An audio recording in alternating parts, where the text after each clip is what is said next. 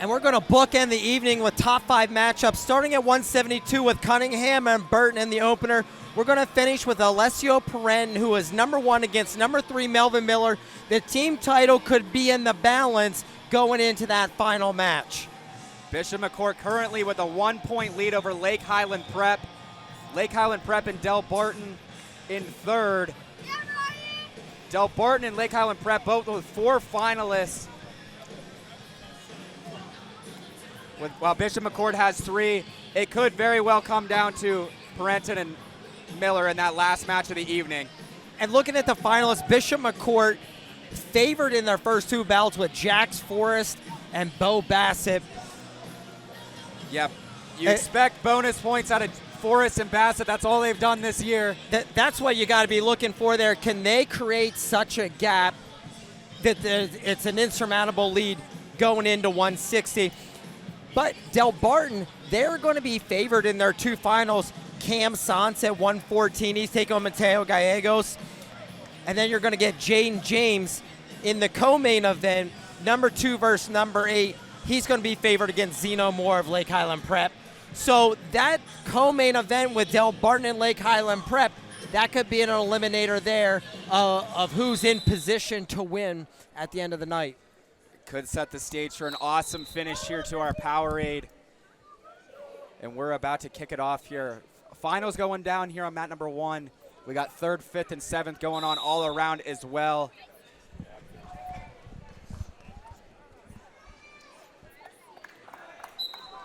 Here we go, 172-pound final, the 2024 Powerade. Got number 3, Ryan Burton of St. Joseph Regional in the green and yellow singlet, green ankle band. He's taking on Asher Cunningham of State College in maroon, silver, and black singlet, red ankle band. Both these guys finalists here a year ago. Burton knocked off by Gage Wright of Parkersburg. It's Burton in on the single leg. This is where Cunningham is good with guys in on his leg. You see him diving over, looking to pass leg. Both ankles for Burton, but Cunningham wrestling back into him, looking to lock up cradle. They go out of bounds. I think we're going to see a lot of that this match, Brock. Great style clash here. Yeah, absolutely. You see a lot of Winn-Dixie action out of Asher Cunningham. You see a lot of the staples of Penn State wrestlers over the past decade coming through in his wrestling. Sort of makes sense. Cunningham basically growing up in that Penn State wrestling room. This is his dad, Casey, the assistant coach. As Cunningham gets to a 2-on-1. Looking to throw inside leg in. He likes to go to that inside leg and side headlock Merkle position as well. I had the opportunity to talk to Cunningham after last year's victory. He beat Alessio Perrin in that final 6-4. And the figure 4 leg ride, the top work, he's like, I've been on the receiving end of that leg ride so many times, you know, growing up with his dad kind of being known for that top game in the Penn State room. And he likes to dish it out now whenever he's not on the receiving end. I assume it's still Matt 2 in arena. He's been dominant this weekend. All bonus points to the finals. Believe same for Ryan Burton. Both these guys, all tech falls and falls. We're down to 15 to go. No score here at 172 pounds. Talked about Cunningham, Penn State. Burton committed to Virginia Tech. He's been a Super 32 champ, Beast of the East champ, Escape the Rock champ, Fargo champ, New Jersey State champ, and he's looking to add that Powerade title to his list of accolades. It'll be Burton's choice to start the second. He's going to go down right away, and this is another position of strength for Cunningham. You mentioned the leg ride. Really strong in the top position. We'll see if he can get to work in the second period. That boot coming in on the right side right away. Burton, the #1 guy in the country for a long time, headed into the Beast of the East last week, and Cunningham's going bar and half, looking to roll it through. And it's Burton that's going to be able to roll out and get the reversal. And that's a huge score for Burton. As Cunningham kind of forced that there. And it's young guys at home. Watch what Burton does there. He gets active whenever that bar and half. A lot of guys try to shut it down and fight for position under there. He gets active, gets himself out of a predicament, able to come up with the reversal, and now it's Cunningham answering back with the escape. 2-1 now, 1:22 to go in the second period. Now going underhook throw by for Burton. Easy finish, just jacked that underhook up, was able to get backside. Sends it now to 5-1. Now pulling him into crab ride, looking to take him over to his back with a half, but Cunningham's gonna get free for the escape, 5-2. I was excited to see if Burton was able to gonna be able to get to those quick scores, because against Cunningham, you gotta finish quick.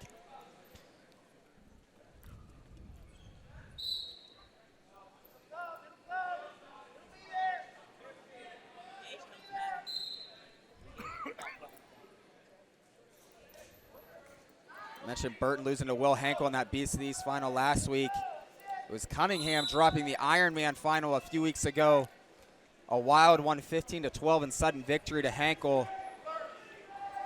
Both these guys looking to bounce back and win a major tournament final.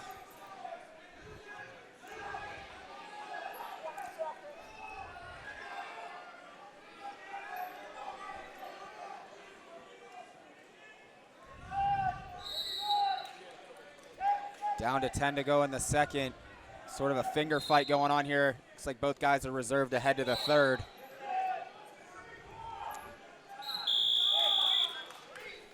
Cunningham's choice, he's gonna go down, trailing by 3.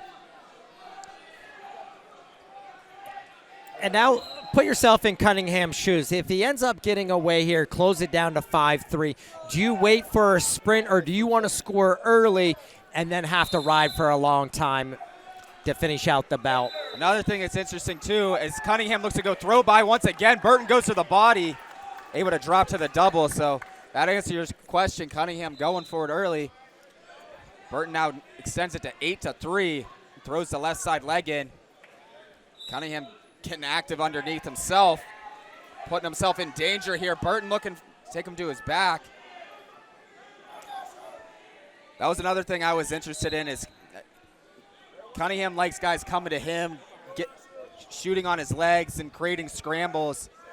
Now Burton with this 8-3 lead, it's Cunningham that's gonna have to force the action.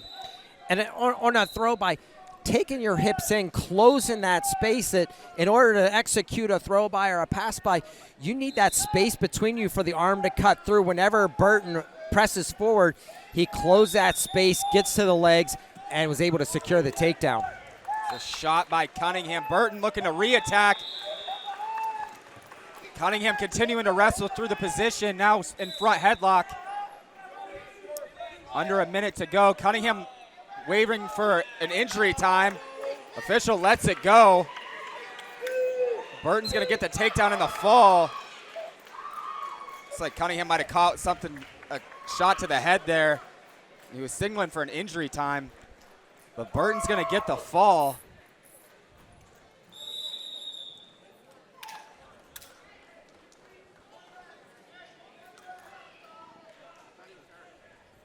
Interesting turn of events there. Okay, Lake Highland, you're going to be red, Del Barton green. But ultimately, Burton's gonna be your 172-pound champion. Prior to that finish there, Burton looking really strong. Yeah, unfortunate situation there where, you know, Cunningham's holding his eye and his head walking off the mat. And it puts the official in a tricky situation that Burton has wrestled to that advantage, but then you got a guy who's signaling that he's hurt. I'm surprised the match wasn't stopped. You know, takedown and near fall go on the board for Burton, and then you finish out the match after the injury time.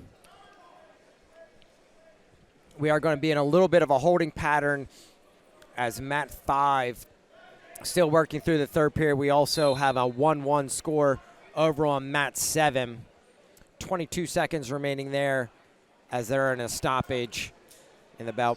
We're going to move up to 189 pounds. We're going to get Robert Kacharzik of Lake Highland Prep taking on CJ Betts of Del Barton.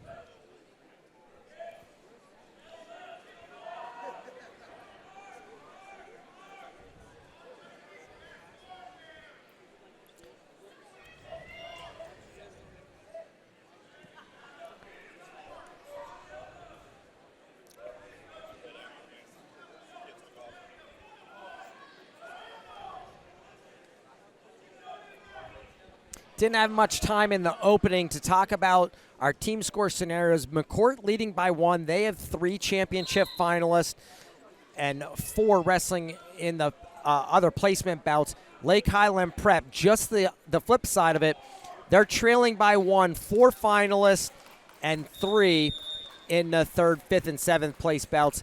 Del Barton, they have a big gap to close. 185.5, 4 finalists, and also 3 in your placement bouts. And we're going to see a head-to-head here next between Lake Highland Prep and Del Barton. So this is an opportunity for Del Barton to close that gap. And really, Kacharzik, Lake Highland Prep, number 6 in the country, Harvard commit. He's favored heavily in this bout at 189 pounds. Could put them in the driver's seat. And then Del Barton, they've got their finalists. They're favored both at 114 and 152. So they can make up. A win in the final is going to be worth 4 points. Yeah, this one, as you mentioned, Lake Highland Prep definitely favored. And I believe same at our heavyweight final, so a lot can happen.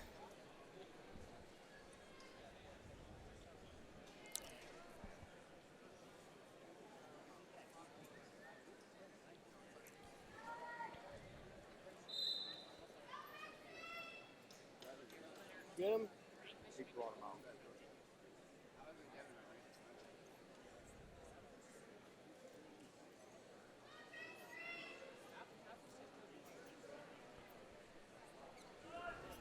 Bonus wrestling over there on the 7th place bout. That's what we're waiting for. It's directly across the way. You can see it in the background of your feed. Following this next upcoming set of finals, we'll be also breaking in between each set of matches for our podium medal ceremony at each weight class. Looks like we're headed to tiebreakers over there in the 7th place bout. And that's our 7th place bout at 172 between Chancery Dean of Father Ryan out of Tennessee. He's taking on Cy Fowler out of Cleveland, Tennessee. So an all Tennessee 7th place bout on mat 7. More blood time over there. Heck yeah.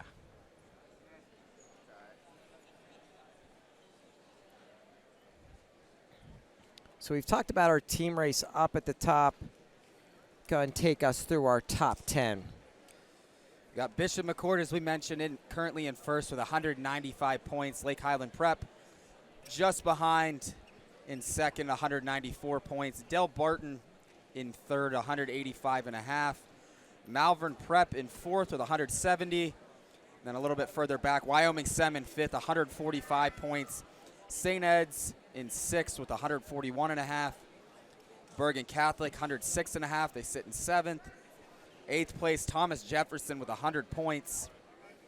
Bishop McDevitt in ninth with 99.5 points.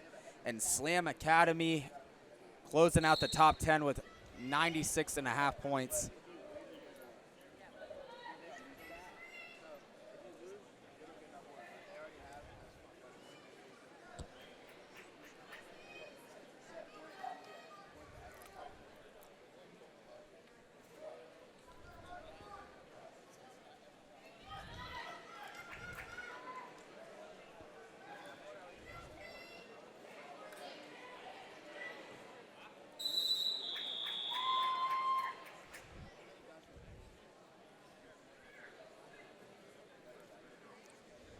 Like headed to second tiebreaker now. What?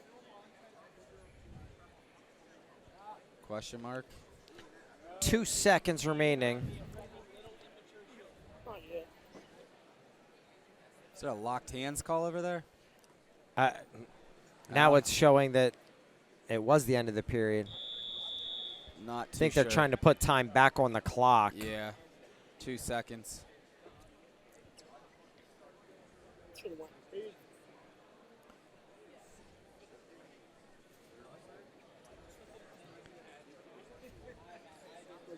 I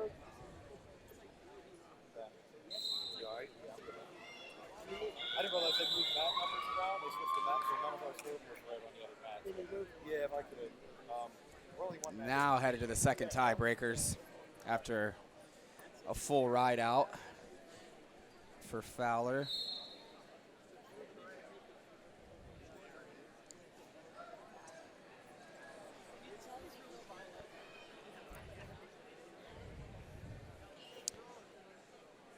Appears as though they're going to be going to your ultimate tiebreaker period. Unless Fowler's able to kick out here. Stall warning.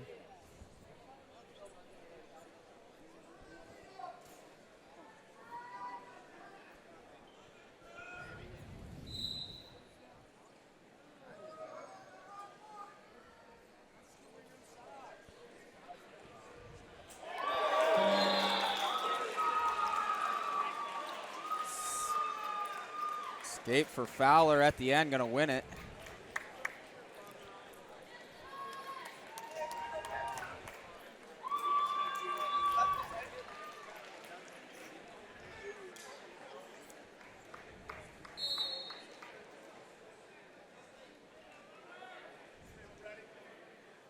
All right, here we go.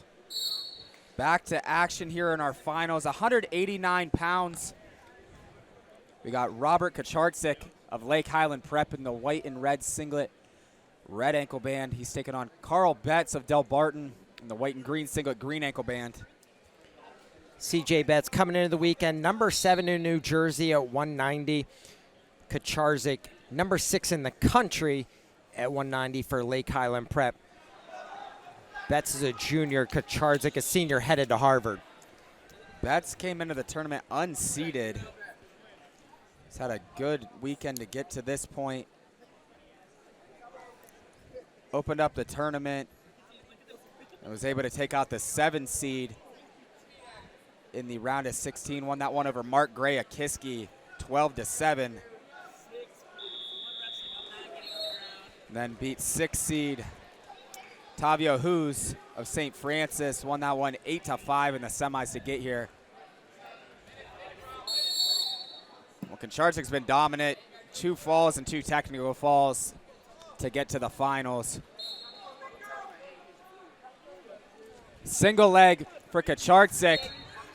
Locking in the crotch is Betts. Coming out the back door now is Kacharczyk. Looking to pass ankle there is Betts. Now drops to the other ankle. He's in position to work for a finish now. He's got Kacharczyk down to a hip, trying to pop that knee. Now it's a leg pass for Kacharczyk. Trying to get weight on it is Betts. He's got weight on that foot, possibly going to look to hook ankle here. He's got control of the far ankle. 12 seconds to go. Great job there, changing legs, keeping the foot elevated. In college, he would have been getting the danger count. High school, you got to secure control beyond reaction time. Neither guy able to do that. Great scramble there, about 40 to 50 second long scramble between these guys. Betts was in trouble there late, but we run out of time. Betts' choice to start the second, he defers. Kacharczyk gonna go down.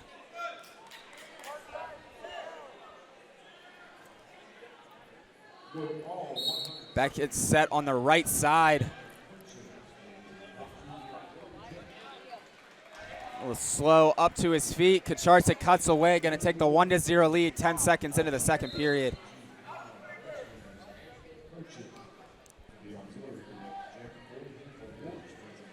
That's a shot attempt for Betts. Able to stop it with the head hands. It's Kacharczyk. Another single leg attempt, now jacking up an underhook. Betts is gonna take him out.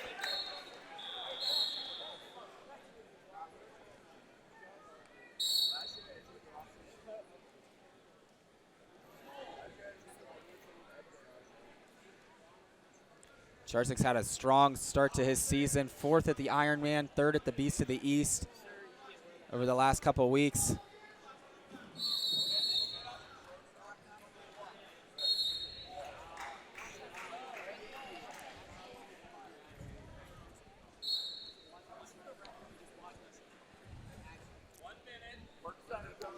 Down to a minute to go.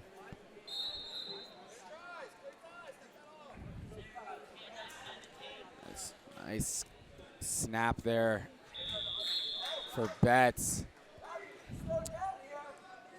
And it's the comment from the Lake Highland Prep, you've slowed down here. I was just getting ready to make the same comment, how we saw that great scramble to finish off the end of the first period. I was expecting more of the same here whenever they got up to their feet in period 2, and the pace is just slowed. Certainly Betts controlling the hand fight, but now it's Koncharczyk dropping in single. Shin Wizard for Betts. Sort of simple finish there for Koncharczyk. Gets the trip to go up 4-0. And they go out of bounds with 17 on the clock. Big escape opportunity here for Betts late in the period.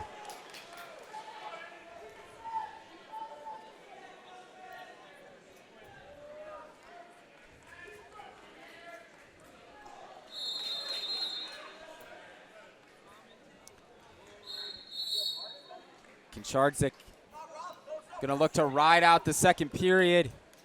Inside leg stand up for Betts. Nice trip in return there for Koncharczyk.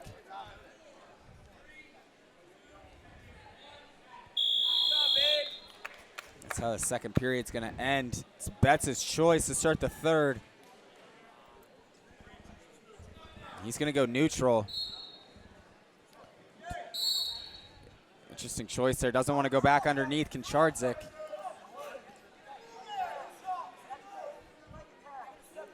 And it's, guys in the corner, another guy better than anybody. You're kind of saying, hey, we're better off looking for 2 takedowns than getting away and following up with a takedown to send to sudden victory. You would need that second takedown and sudden victory anyway. He gets to a lock, but Koncharczyk able to shut it down. Stalemate. Come back center. 1:30 to go.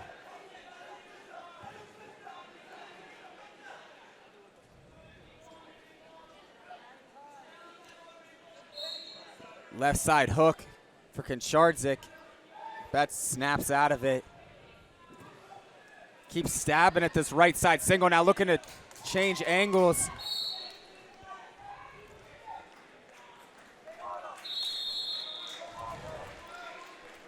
Final minute here at 189 pounds.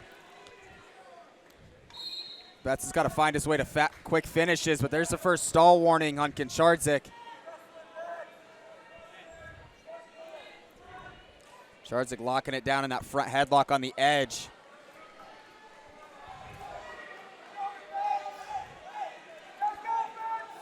It's Koncharczyk shooting, looking for a counter score here. Running the corner is Betts. Nice job squaring up there by Koncharczyk. Down to 30.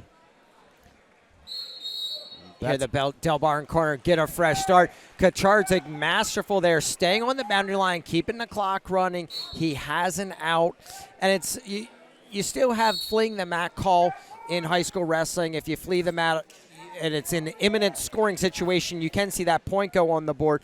But he picked up a stall warning, not a big deal. You're leading by 4. Keep yourself on that boundary line, keep the clock running. Now he's gonna shoot back in single leg. Looking to probably just lock it down here. Switch cradle position for Betts, locked in the crotch, but it's not going to be enough. Robert Koncharczyk's going to win it 4-0, the final. Going to add 4 more team points to Lake Highland Prep's score and give them the lead in this team race as they take over. Reminder on your high school team scoring a little bit different than your college team scoring. So in the placement bout, 7th or 8th place is worth 1 point. 7th place is 2. So you get 1 point for winning in that 7th place match. 2 points for winning in the 5th and 3rd place match. 4 points for the scoring placement for the championship over runner-up finish.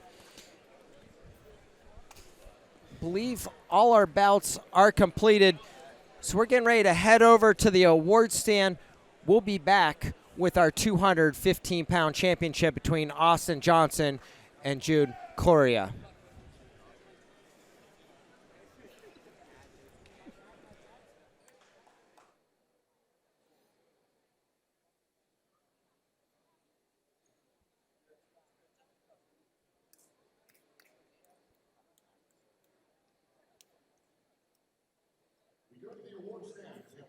172 pounds, announcing our 8th place winner.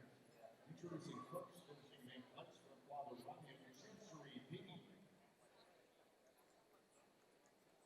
The 7th place finisher from Cleveland, Cy Fowler. Finishing in 6th place from Montoursville, Gage Wenzel. The 3rd place finishers from Notre Dame Green Pond, Dominic Sampolet. Finishing in 4th place from Baylor, Maximus Norman.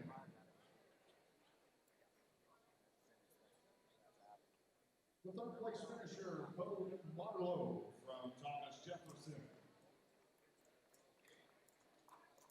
Your runner-up at 172 pounds from State College, Asher Cunningham. And the 2024 Powerade 172-pound champion by way of a fall time of the fall 5 minutes 15 seconds, St. Joseph Regionals, Ryan Burton.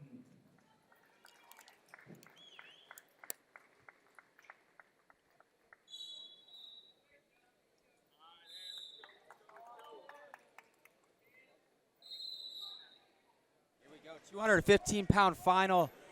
Here the 2024 Powerade. For Wyoming Seminary, we got Jude Correa in the red, white, and blue singlet, red ankle band, taking on Austin Johnson on Muncie in the blue and silver singlet, green ankle band. This is a rematch of the 2023 championship. That a 4-3 victory for Correa of Wyoming Seminary. He comes in ranked #1 in the country at 215. It's a single leg for Correa, wizard for Johnson, trying to like pressure it back up into his butt there. As it's shelved up on the near hip for Correa, and he gets the takedown. Takes an early 3-0 lead. Gonna get a stoppage injury time for Johnson. There's a lot of pressure on that single leg finish on the ankle. As Correa kind of shelved it up on that near hip and ran it right up his butt. And Correa really known for his top game, like very effective in all 3 positions. And Johnson was stuck in a bad way post takedown there. Yeah, double boots, power half, flattened out. That's not a place you want to be under Correa. He puts a lot of guys away. I remember at Ironman a couple weeks ago, he told David Bray and I at the beginning of the tournament he wouldn't wrestle more than 3 minutes the entire tournament. That didn't happen, but he was on pace after the first couple matches, I believe, both 15-second falls. Austin Johnson coming into the weekend #8 in the country, committed to Oklahoma State. Also got news this weekend. Mitch Rupert had retweeted this. Single A Player of the Year in Pennsylvania. Austin Johnson rushed for over 3,000 yards, had over 100 tackles from his linebacking position. Muncie, a PIAA semifinalist in football. Crazy impressive, the kind of athlete this kid is and has been his whole career. A 3-time Pennsylvania State finalist, was a champion back in 2023. Correa has him in crab ride currently, looking to break him down. Last year after the finals, Jude Correa got to talk to him, and he mentioned Austin Johnson used to beat me up a lot. He's like, this is now my turn, my time to get that match back. So he was happy to get the belt last year and took the victory. Looking to back it up again this year. We come back after a stalemate with 32 seconds to go. Correa looking for the ride out. It's a Granby attempt there for Johnson. Now dropped it on the single, bringing it up is Correa. Nice trip, gets the return. Keeps his toes in bounds, does Correa.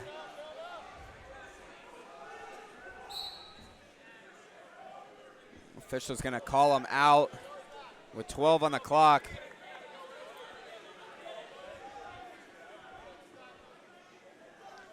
Wyoming Seminary coach is not happy with that stoppage, saying they were in bounds, but with the mat setup we currently have, didn't want the 5th place match running into these guys. Johnson gets another chance here. You've got to give the officials a break. For years, we've talked about high school's got to go the college rules. High school, this is as close as we're going to get. But sometimes the facilities don't allow for the wrestlers to wrestle to the complete T of the rule there. So give the officials a little bit of a break whenever you're in a setup like this.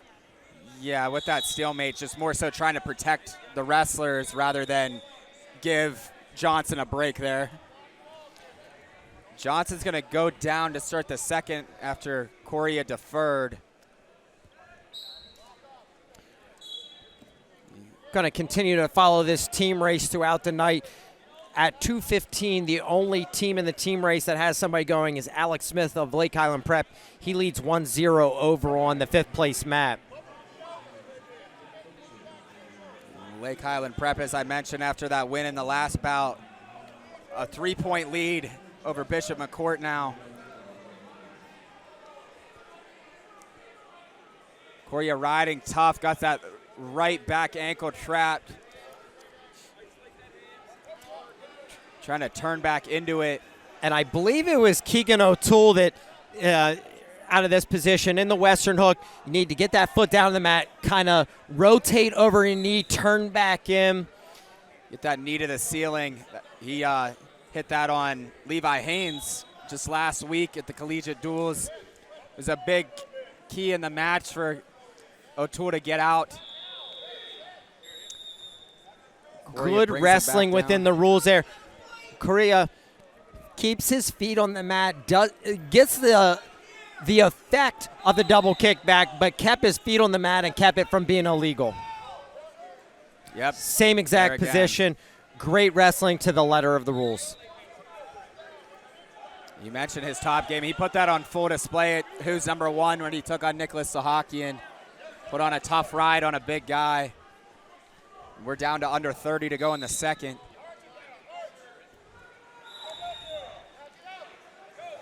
Johnson trying to get under that leg as he's got the heel up now. Short time to go here. See if Johnson's able to create space.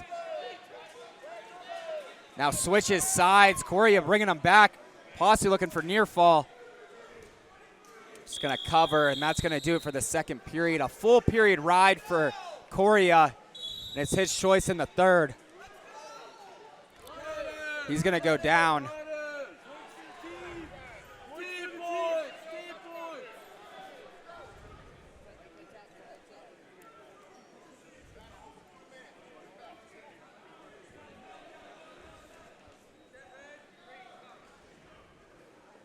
Johnson covers on Correa. Johnson, a tough match in his semifinal earlier this afternoon. Came out on top 8-5 over Lucas Lawler. And at this point, with the boot in on the left, you're trailing by 3. He's got to make a decision. Am I going to look for a turn to send this to sudden victory, a turn to win, or is it going to be a 2 takedown match that I need to get 2? If you're going the takedown route, you need to make that decision early. Give yourself some time to work. We're getting ready to cross over the 125 mark in the bout. Decision time for Johnson. And Correa being smart underneath there, not putting himself in position to give up any turns here. And now the Muncie corner telling Johnson we got to cut him. And we're going to go on injury time for Correa as he's kind of holding that calf. Didn't really see anything that happened there.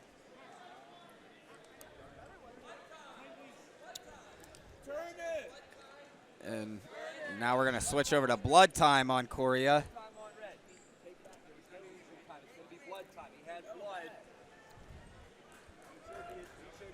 You mentioned the Lake Highland Prep wrestler there on the 5th place mat. He did get that win, so now Lake Highland Prep extends their lead to 5 points over Bishop McCourt.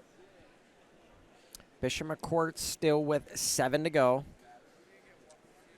Lake Highland with 5. Del Barton with 6.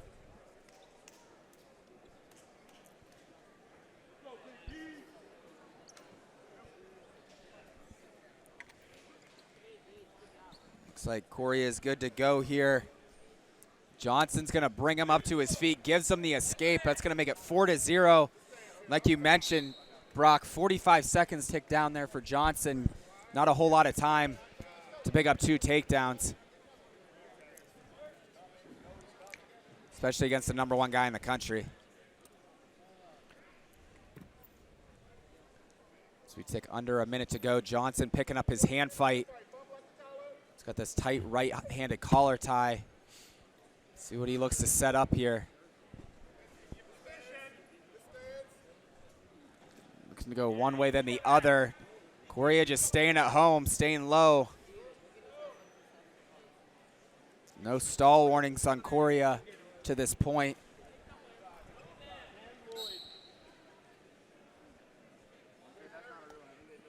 Looks like Johnson might be losing a contact there.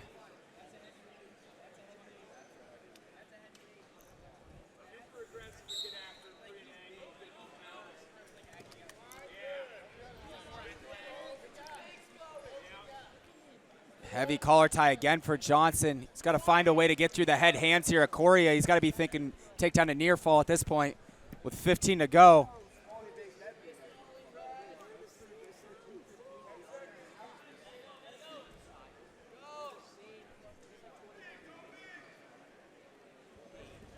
Not able to break through the defense as Johnson. Correa traps him in the front headlock, and that's how it's going to end. A 4-0 decision for Jude Correa of Wyoming Seminary, and he wins his 3rd Powerade title. And I can't see what kind of banner we have coming out.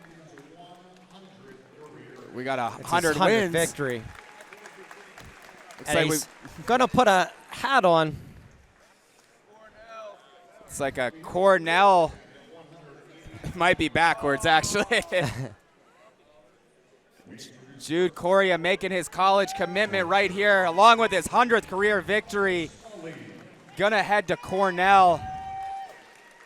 Join the Big Red with an already really strong class of 2025 recruiting class.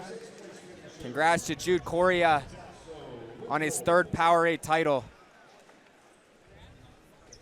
Finishing in 5th place from St. Francis, Tavio Hoops. The 4th place finishers from Greater Latrobe is Hunter Snyder. Your 2nd runner-up from St. Edward's, Aiden Peterson. The runner-up at 189 pounds from Del Button, C. Jenny Betts. And the 2024 champion at 189 pounds from Lake Highland, Prep by way of a 4-0 decision, Robert Kashose. Head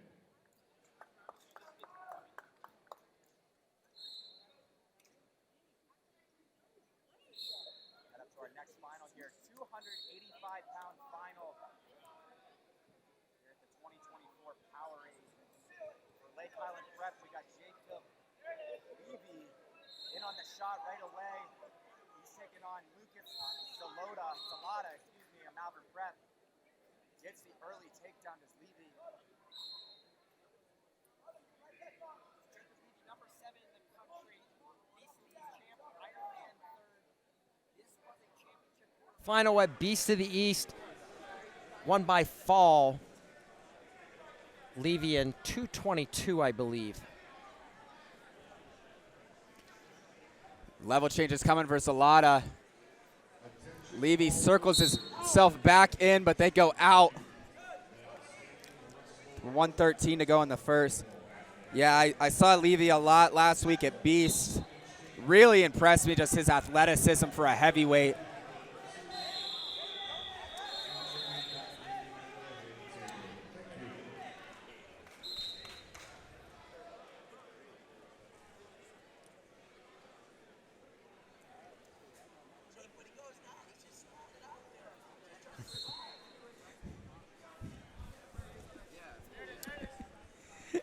And actually, that quarterfinal Beast of the East was the 2nd time they met this season.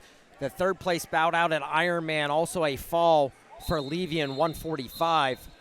So both those will be 2nd period falls as the consolation bouts wrestling 1-2-2. Levy with Zalata down in this front headlock. Gonna get stalemated. 27 to go in the first period. Zalata looking to make the adjustments necessary. Already well on his way.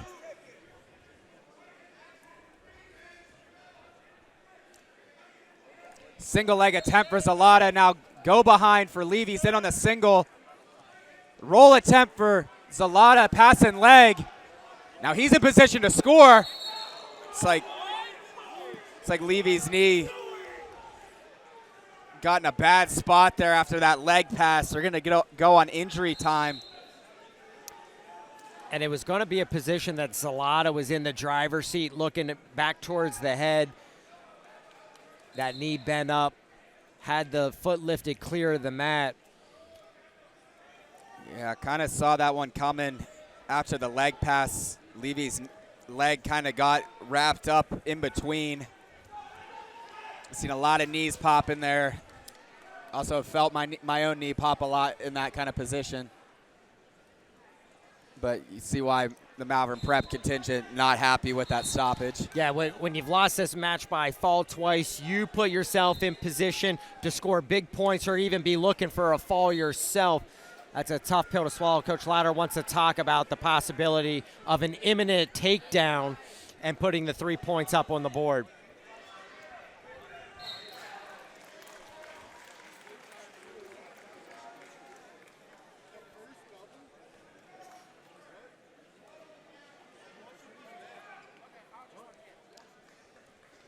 They get that cleared up. No takedown awarded for Zalata. Short time to go in the first. And that's how it's going to finish. 3-1, the lead for Levy after one. Zalata's choice to start the second. He's going to defer. Levy's going to go down. Lake Highland Prep, the only of the top three with a wrestler going at 285 pounds. We've got Levy right here on the championship mat. Malvern Prep sitting in fourth. They still have 6 wrestlers to go.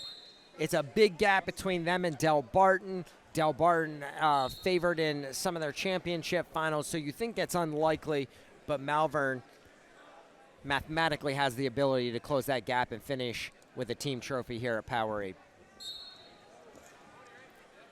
Tightwaist ankle drop off the whistle for Zalata, but Levy back up to his feet, looking to run out. Looking for the reversal now is Levy stretched out on a leg. Is Zalata trying to stay in control. Levy's gonna get the reversal, now make it 5-1. He's looking far side cradle. You don't see that at heavyweight too often.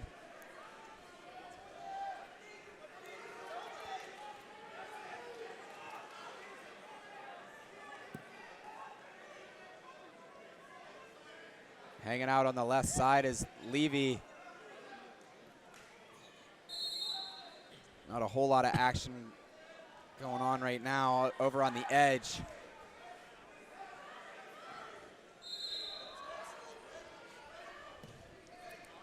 Short sit for Zalata.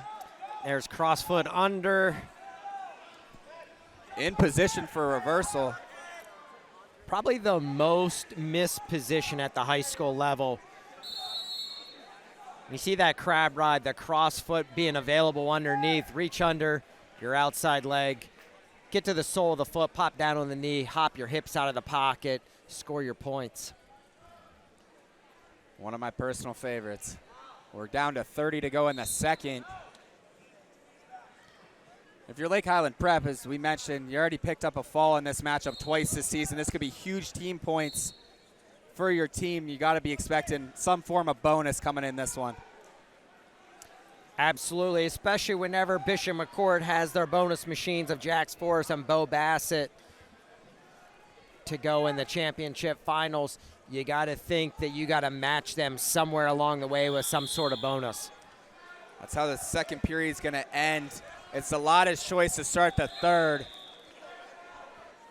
He's going to go back down. See what Levy decides to do here in the third.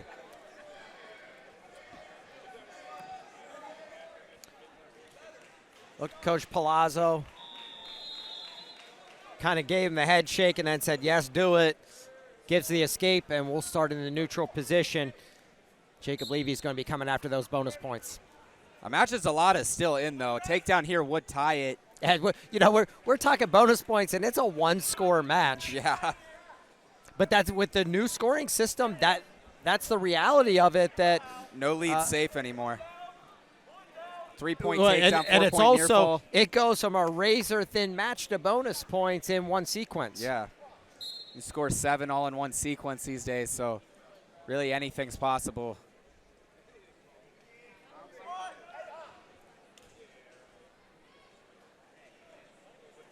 Now shot one way, then the other for Zalata.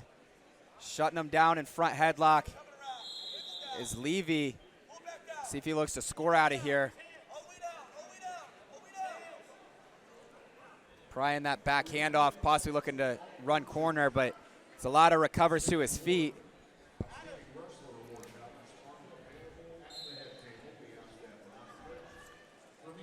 And we're talking about how a match can go razor thin to bonus. That's sort of why I like the tournament scoring and the team strength. If you look at the Flow 40 high school team rankings, Wyoming Seminary 1, they were shorthanded this weekend here. They're going to finish off the podium. Faith Christian 2, Bishop McCord 3, Lake Highland Prep 4, Malvern Prep 5. Del Barton in the field here at number 7. We had 5 of the top 10. And I prefer the tournament strength showing through, where Wyoming Seminary was able to pick up that dual victory over Faith Christian.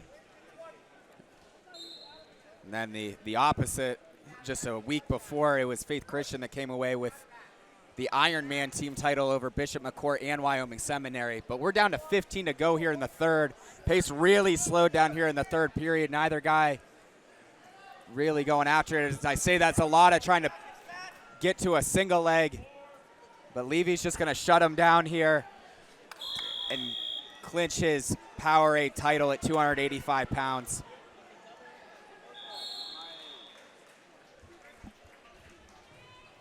So we're going to go to our awards for our 215-pound weight class, and then we will be back with our 107-pound final here in just a moment.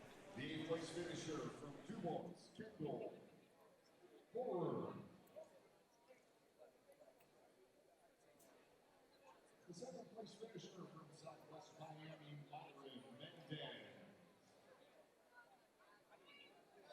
Finishing in sixth place, we have Felicity Arias Cooper Roskowski.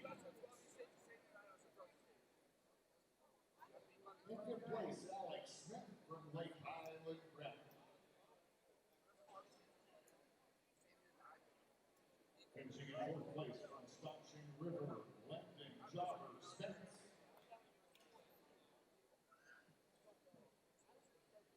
Finishing in third place from Bishop McDevitt, Lucas Lawler. Your runner-up at 215 pounds from Muncie, Austin Johnson.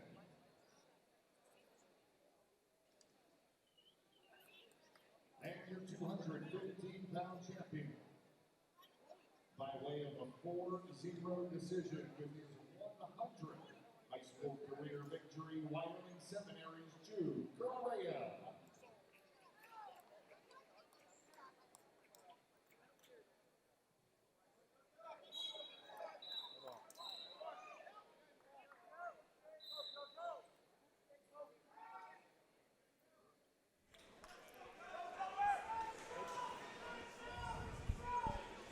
All right, here we go. 107-pound final here, the 2024 Powerade. We got Chase Karenbauer of Grove City in the white, black, and gold singlet, red ankle band. He's taking on Joe Burke of St. Joseph Regional, the yellow and green singlet, green ankle band. Joe Burke, 4th at the U.S. Open World Team Trials, Fargo Nationals All-American, 7th at Beast of the East this year. Chase Karenbauer, 7th at Super 32, coming into the weekend, number 10 in the country. Big semifinal victory over Justin Farnsworth of Malvern Prep. Yeah, Farnsworth was the top seed here in the tournament.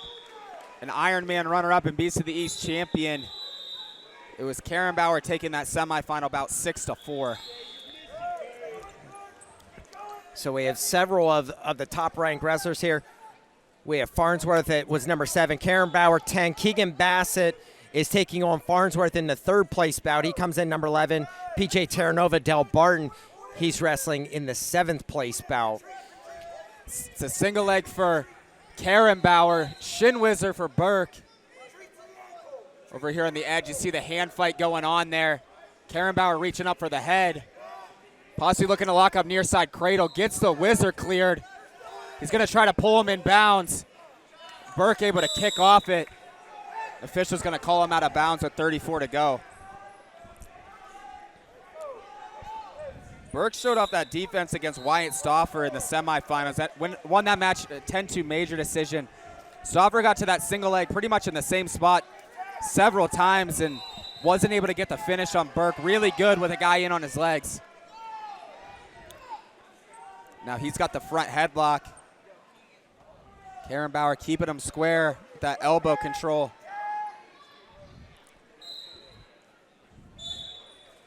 Gonna throw it by is Burke. Karen Bauer wrestles back in bounds. That's how the first period's gonna end. No score after 1. Both Bassett and Terranova trail in their placement belts. Those are the 2 teams in the top 3 that have wrestlers wrestling here at 107. Farnsworth out 3-0 over Bassett in a 3rd place match. 2 points at stake there for Bassett. And then Terranova trails 1-0 to Cade Collins of Southern Regional in the 7th place match. Karen Bauer goes down to start the 2nd. We get a caution on Burke. That's his first. Both these guys strong in the top position. Saw them both win their semifinals off of strong top work. As you see Burke get into his ride.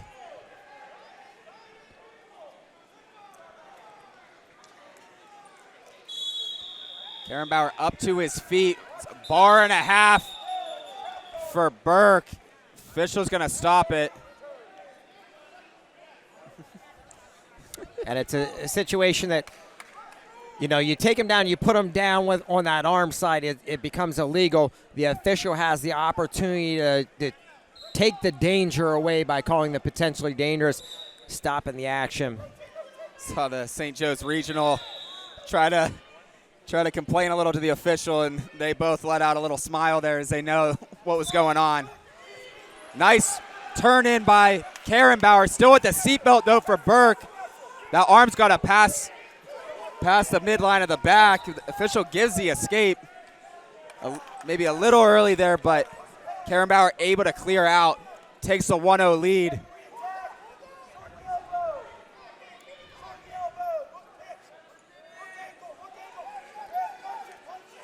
Underhook for Karen Bauer. Possibly looking to circle to the single leg.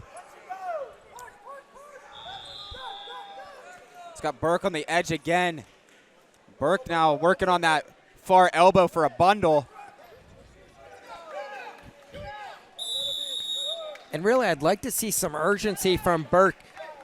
If you can pick up a takedown here, you kind of give yourself a little bit of wiggle room with the choice. Do you want to go neutral? Do you not want to put Karen Bauer on top of you? And really, I don't think the adjustment has been made either at the high school or college level to account for the new scoring system and the devaluation of that escape. Yeah, takedown now gives you the opportunity to not have to go down in close matches like this. Looks like Karen Bauer caught a gnarly finger to the eye. We're going to go on injury time for Karen Bauer.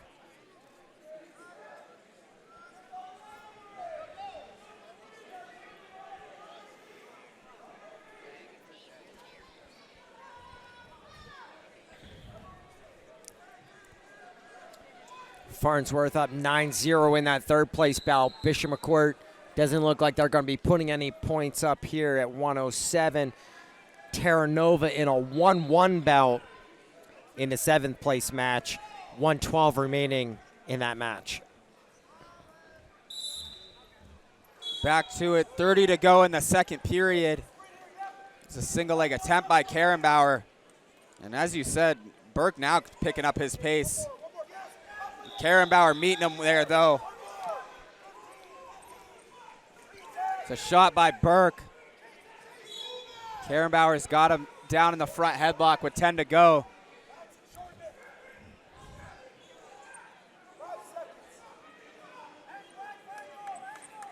And it's going to be hard for me to say this because I like attacking different quadrants of the body whenever you got good scramblers. But when Karrenbauer, he was up on the tricep with the left, going to the leg with the right. I think if he would have taken both hands to the leg, he was in position to get a good lock there as deep as his shot took him. Burke, no hesitation, goes down in the third. Karrenbauer brings him back. Not in great position here. He was locked hands the entire time. Looks like he missed a locked hands call there. Karrenbauer looking to drop to the leg. Close to getting taken to his back. Looking to recover out of it. Burke's going to hook the ankle. No reversal awarded yet. Karrenbauer is still back hooked on the leg. Getting closer to the reversal, and there it is for Burke. He goes up 2-1. Also far side cradle locked up. Gonna let it go.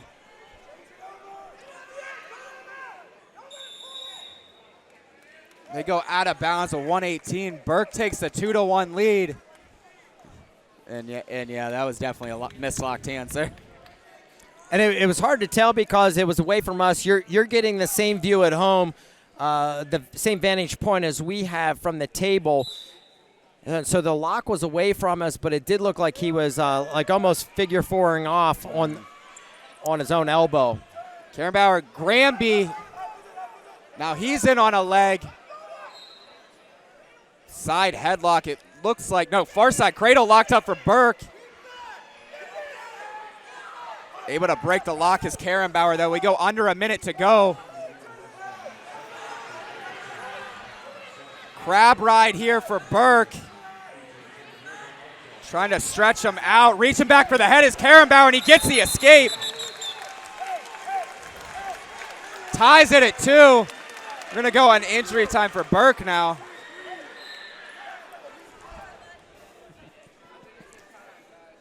An eventful finish to this one. Great effort there by Karrenbauer underneath, as it looked like Burke was in a pretty decent position with that crab ride. And then when the half was in deep, he was back hooking on the arm. Some guys like to slide that half down and go double hooks. You can lock your hands then once you're below the shoulders. You're not going to lock up a full Nelson. Definitely a precarious position. I think you nailed it that Karrenbauer did a great job defending there and then able to come out for the escape. Tied at 2, 41 seconds to go in the third period. See if either guy can settle it on their feet here.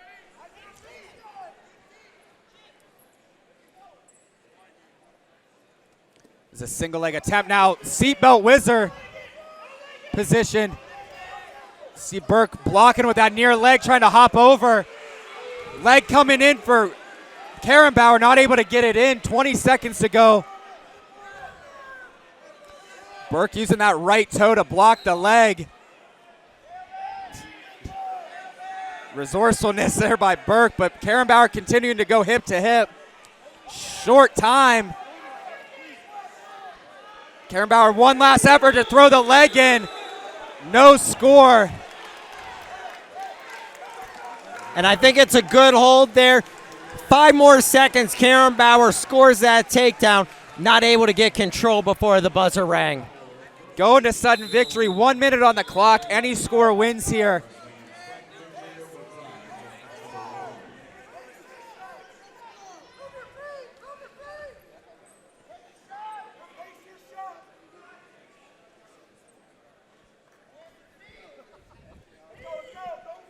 Pawing at the head quite a bit is Burke. Now he takes a shot, looking to re-attack is Karrenbauer. Comes up with the underhook.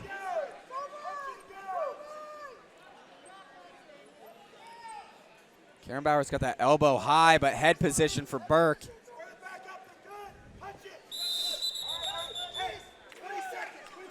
They go out with 21 to go in the sudden victory.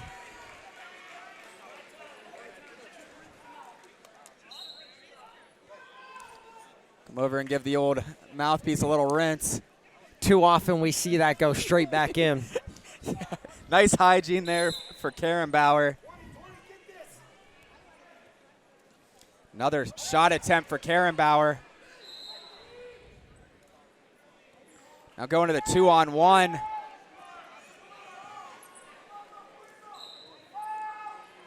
Drag attempt for Karen Bauer. We go out again with 3 on the clock.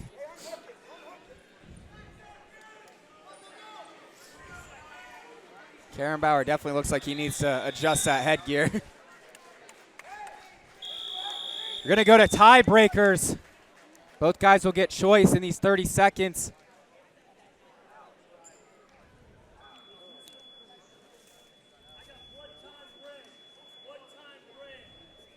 Got bloody nose for Karen Bauer.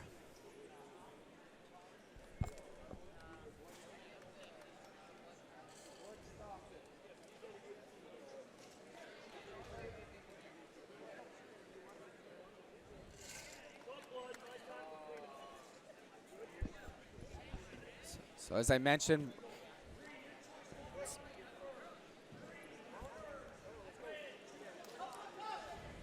Burke's choice, he's going to defer to Karen Bauer. Karen Bauer going to go down in this first 30 seconds. Burke will have his opportunity to ride here. And then he would get choice in the next 30 seconds. Karen Bauer up to his feet. Burke drops down to the leg. Rolling leg pass for Karen Bauer. Wow, nice job, able to get the escape. Take the 3-2 lead with 15 to go in the first tiebreaker.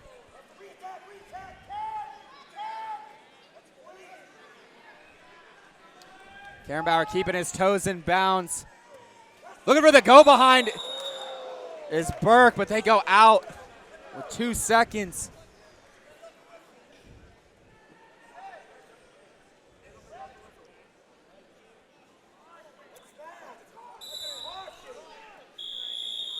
It'll be Burke's choice now in the second 30 seconds.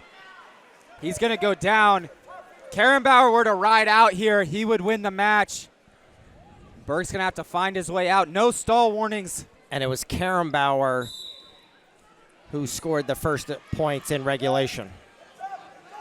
Karen Bauer brings him back, but able to face his Burke. No score, no escape awarded yet. They're going to give the 1. That'll tie the match at 3. Short time to go here. Looks like we're going to be headed to an ultimate tiebreaker.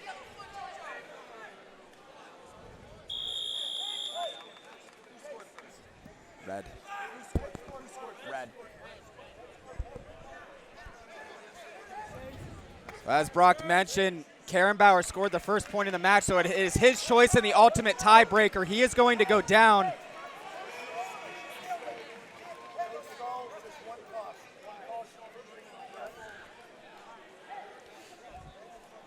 And they were looking for clarification on stall calls. No stalls, and I believe that they said 1 caution on green.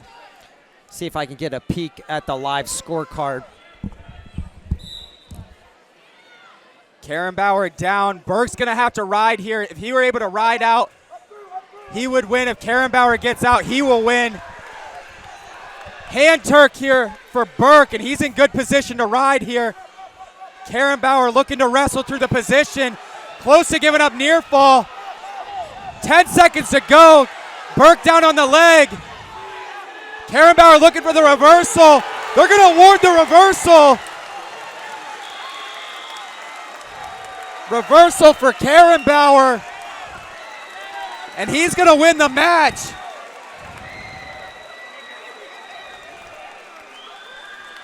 And it's a tough call. You're looking for near fall. Then you get right to the ankle pass.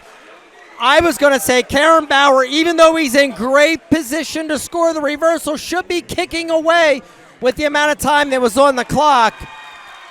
Razor thin bout here at 107. We're going to cut to the award stand for 285 pounds. We'll be back with the 114-pound championship between Cameron Sanz and Mateo Gallegos.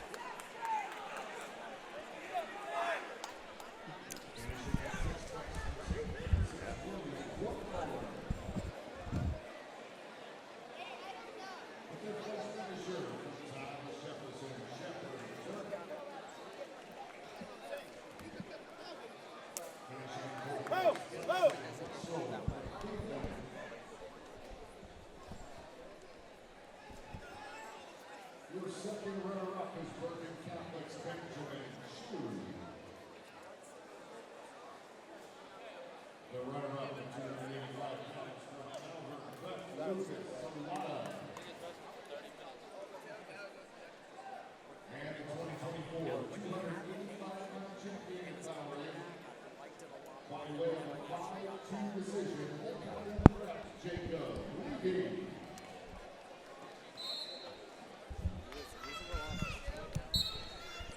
114-pound final here, the 2024 Powerade. We got Cameron Sanz at Del Barton in the white and green singlet, green ankle band. He's taking on Mateo Gallegos of DuBois in the black and red singlet, red ankle band. Gallegos comes in number 4 in Pennsylvania on the AAA side. 2024 PJW state champion, still undefeated in the early going in his career. He gets to the single leg. Tight shin whizzer here for Sanz, kind of dragging him towards the out of bounds line.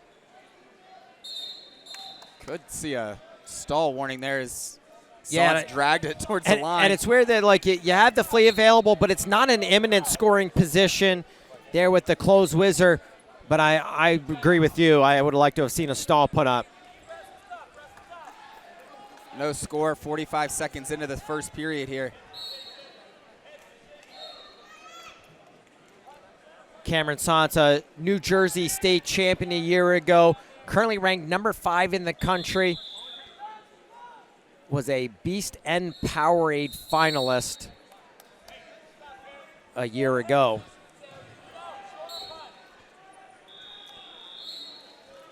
Sanz took on Dominic Deputy in the championship final at 107 a year ago. That a 3-2 decision for Deputy. Got a left side underhook here for Sanz. Finger fight going on the other side. Gonna clear out. So we go under 30 to go. Picking up his motion as Sanz now goes 2-on-1 single leg to the other side. He's got the leg shelved. Knee getting in a bad spot for Gallegos.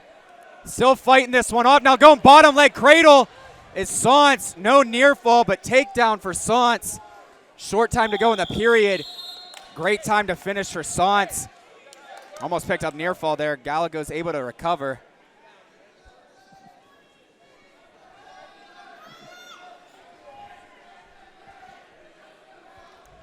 And it's a weird position there where your technique to work against the closed whizzer is to get to that far hip. But by doing that, you put the official in a tough position that it looks potentially dangerous. So it's the best technique option for the offensive guy, but it often gets stopped. Sanz really didn't give him much time to stop it there, though. Just kind of chased it down. We're on blood here for Gallegos.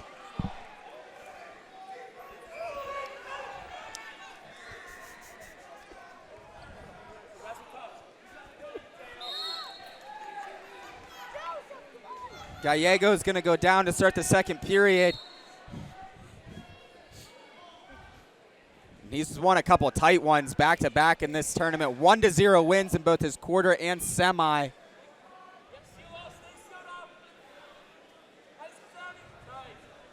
He's able to get his escape, cut the lead to 3-1 for Sanz. And in both those matches, he was down in the second period, rode the entire third for those 1-0 victories. Impressive for a freshman. Sanz gets back to his 2-on-1. Gallegos keeping his head position.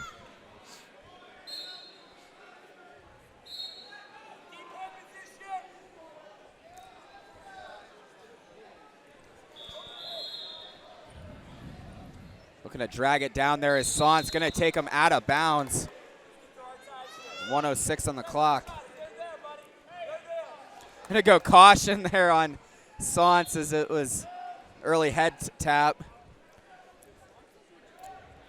Taking a look at our team scores, Lake Highland Prep leading at 204, Bishop McCourt 195, Del Barton 186.5. Sans leading here, it's worth 4 points. Eli Herring leading in the 7th place bout for McCourt, that's worth 1 point in the 7th place bout. Back to this single leg for Sans. Again, that knee kind of in a tough spot for Gallegos, but Sans gets the finish, able to shut down all defense. Gallegos with the quick escape, 6-2 the score. Sans picking it up here, gets to another single leg. He's got Gallegos on a hip. Sans brings it up, gets the trip. Now looking for near fall. Gallegos able to bail. Now again in a situation for bonus points here for Sans. Would be huge for Del Barton. And it's Del Barton's definitely the team chasing. They're going to need something special to happen.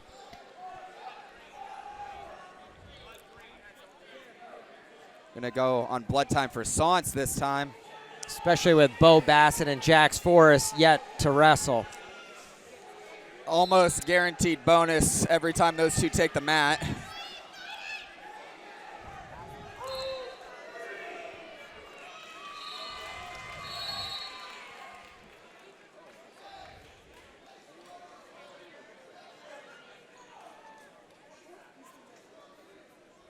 It's Eli Herring looking for bonus over there in the 7th place match as he now leads 7-1. And they come back to action here with 13 to go in the second.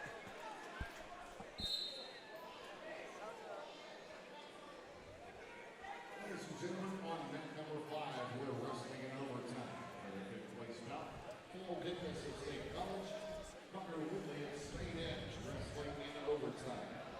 On mat number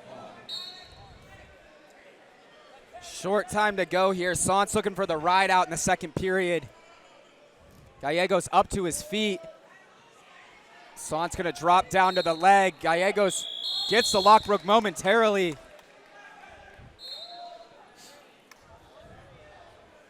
Gonna go back on blood time for Sans.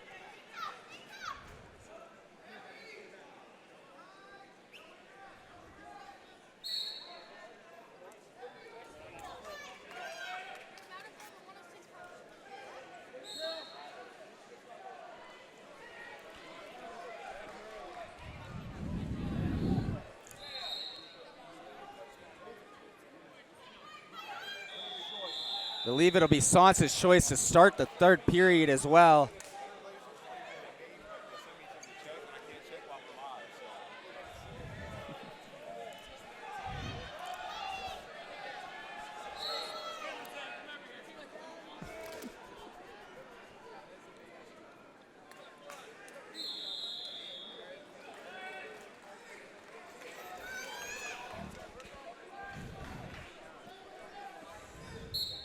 Sans' choice to start the third. He goes neutral. Already 3 takedowns in this matchup. Comfortable on his feet. It's a re-attack for Gallegos. He's on the single leg.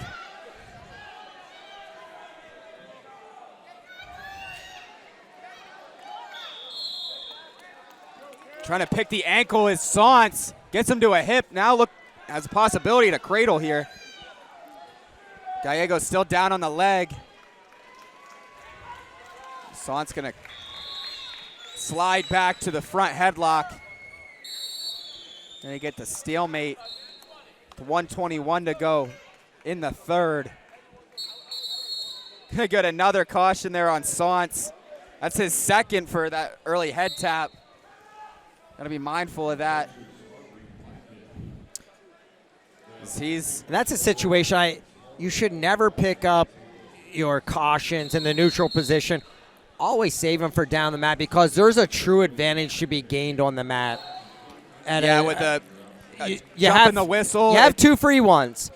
And then if the other guy gets into a position, you're on the bottom. Sometimes you starting early, it might get called on the wrong guy. So it's nice to have those available in a 9-2 bout, probably an inconsequential point. Could be when it comes to bonus, though. Very true. Which Del Barton needs. Sance is getting fixed up again. His nose has gotten beaten up the last 2 days. Gonna come back to action with 1:09 to go in the third.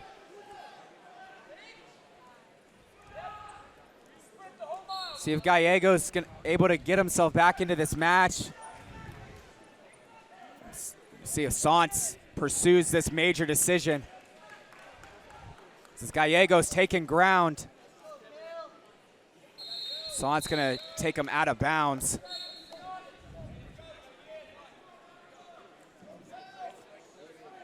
More blood cleanup here.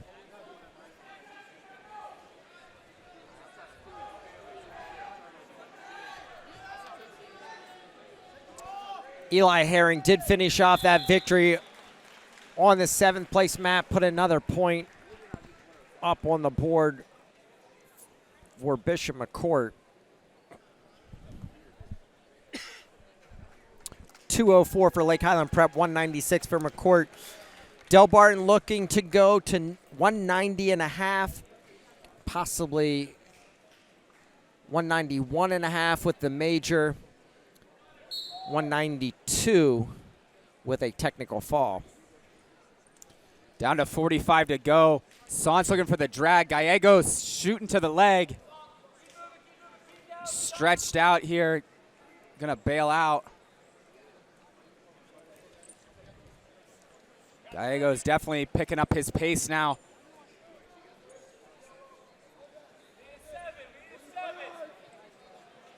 Back to the 2-on-1 for Sance.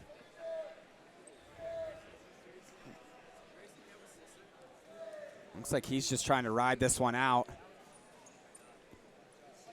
So he goes underhook on the right, down to 10 to go.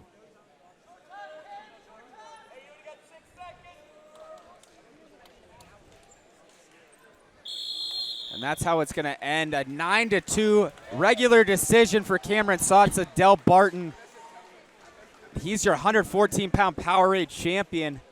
We're gonna go to the awards and come back with our 121-pound final between number 4 Landon Sidden and Paul Kenny here in just a moment. Introducing first, the 8th place finisher from Southern Regional A. Finishing in 7th place from Del Barton, DJ Terranova. Your 6th place finisher is from Wyoming Seminary. He's Wyatt Stafford. Finishing in 5th place, Christian Brothers Academy, Sean Kenny. The 4th place finisher is from Bishop McCourt, Keegan Bassett. Finishing in 3rd place from Malvern Prep, Justin Farnsworth. The runner-up at 107 pounds from St. Joseph Regional, Joe Black. And your 107-pound champion here in the Powerade Wrestling Tournament from Grove City by way of a 5-3 victory in the ultimate tiebreaker. Grove City's Chase Bauer. 121-pound final, the 2024 Powerade. We got Landon Sidden of Norwin in the white, gold, and blue singlet, red ankle band, taking on Paul Kenny of Christian's Brother Academy, in the blue and white singlet, green ankle band.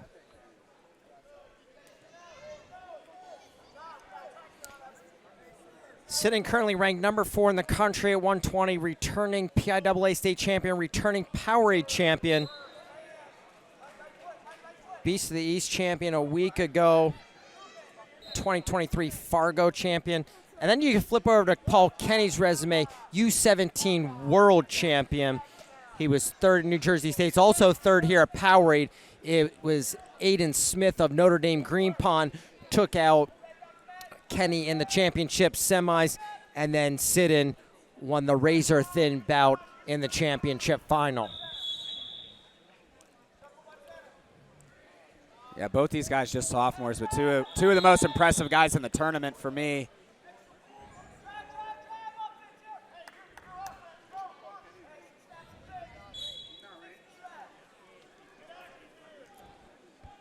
Slow pace to this one. Early, it's a single leg attempt there for Sidden.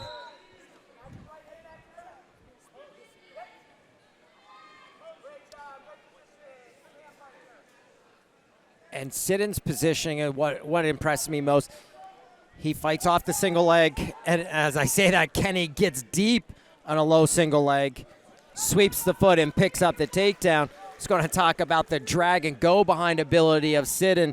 Kenny takes that away by getting in deep on the ankle. Yeah, that was a great finish. As you were saying, Sidden, a really hard guy to get to, but he's looking back for a reversal. Kenny's still down on the leg. Short time to go. Impressive work there by Kenny to keep a hold of that leg. The lock and grip strength of Kenny, super impressive, in an awful position.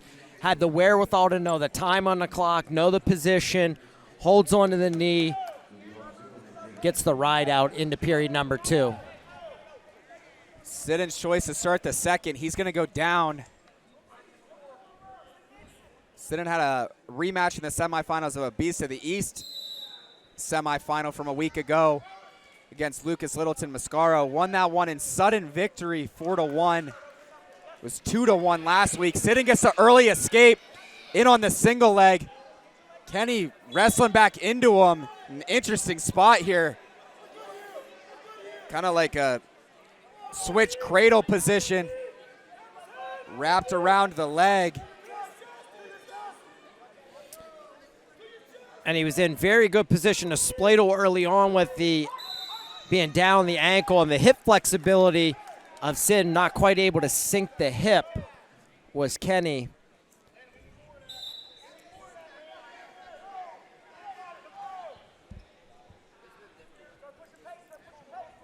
As I was saying in that 172-pound final, I like in these big matchups when there's early takedowns, kind of force the guys to go after one another. And that's exactly what we're going to see here. Sidden now has got to come to Kenny.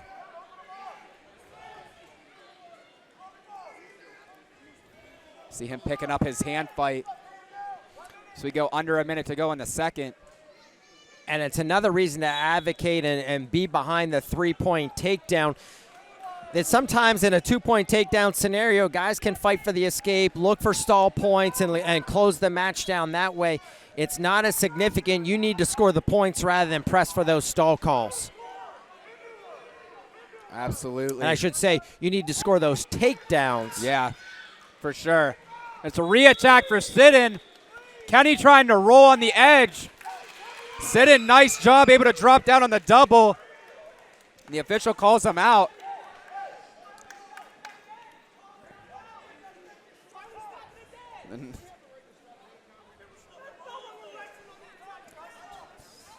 And it's, I think the Norwin staff has, you had the leg split, you're on the boundary line, you have an opportunity for near fall, and the response that they get is we have the ability to stop it whenever we want. I don't love that response. Yeah, I mean, it's safety of the athletes first. Other than that, you need to wrestle to the letter of the rules. Yeah, and with the seventh place match across, it ended in a forfeit. There's no action coming from that side.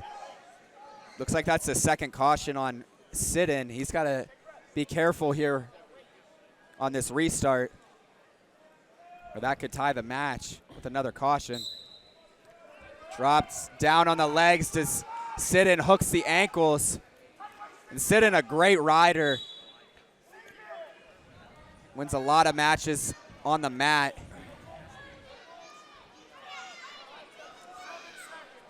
Short time to go. Kenny up to his feet. Sidden drops down to the leg, and that's how the period's going to end. A 4-3 lead for Sidden headed to the third. And we saw it with guys at 107, but if you watch what Sidon did there, whenever Kenny turned back in, he was scooping with his legs. Guys are using all four limbs, wrestling through positions. It's really been highlighted tonight. If you really get into the nitty-gritty of the techniques that they're using, watch, Sidon on top. He's using his feet, he's using his legs, he's using his hands, he's using his arms. Everything he has to keep Kenny down on the mat. Yeah, and he's going to commit to this ride out in the third period, I really believe, as you see him pressuring Kenny down over on the edge. There's no easy points when you're wrestling Landon Sidon. It's a risky proposition with two cautions. You got to get the ride out. You got to avoid a caution. There's probably going to be plenty of restarts to set that up, where if you give the escape and go on your feet and go for the takedown, you take that out of play. You saw him looking at his corner during that break. I thought they were going to consider it, but now Sidon with another breakdown gets that back ankle trapped. Now it's Kenny wrestling back into him, looking for the reversal. Split for Sidon. Kenny trying to pull him back in.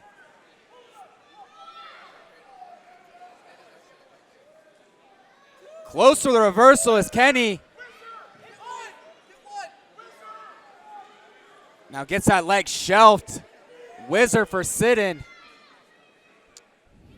A limp arm for Kenny, wrestling hard for this reversal. Here's where Norwin has the big gripe. They've been able to wrestle on the boundary through this entire position. They're not stopping it.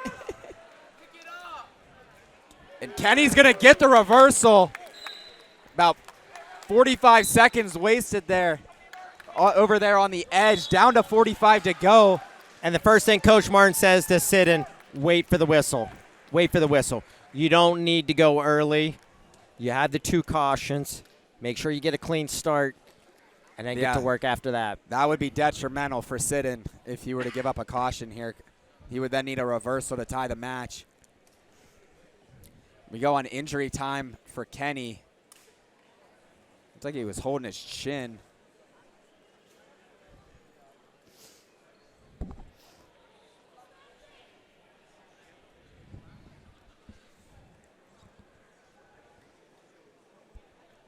Might have hit it on the hip on that return.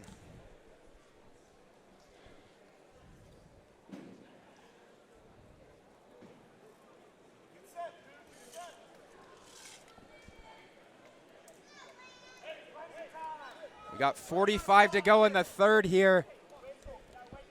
As Brock mentioned, two cautions on Sidon. He's got to be mindful of that underneath. And here's where I talked about saving them for yourself. If I'm Kenny, I'm doing everything I can to try to draw that third caution underneath. And it might be some gamesmanship by myself. And if you saw Kenny kind of rocked forward whenever he came on top, see if he does it again. He starts with his chest low in the back, pushes Sidon forward, trying to draw that caution. Down to 29 to go. Sidon's got to find a way out.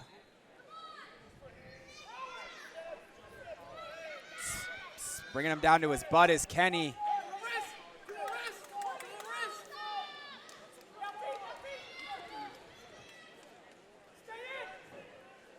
Hopping his hips over is Sidon. Now looking for the switch, down to 10 to go. Man, really close to reversal for Sidon there.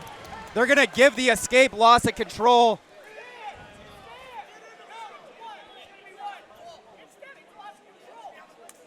Christian Brothers corner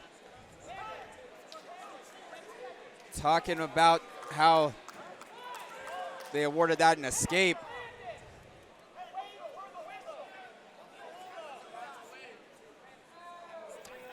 And it's a razor thin call as Sidon's foot is breaking the line. The lock from Kenny is being broken. We're going to get to see some bonus wrestling here, so I kind of appreciate the call. Agreed. Tied at 5. That's how the third period's going to end. Headed to sudden victory. 1 minute on the clock. Any score would end it here. No stall warnings on either guy. Sidon with those two cautions. He takes a double leg.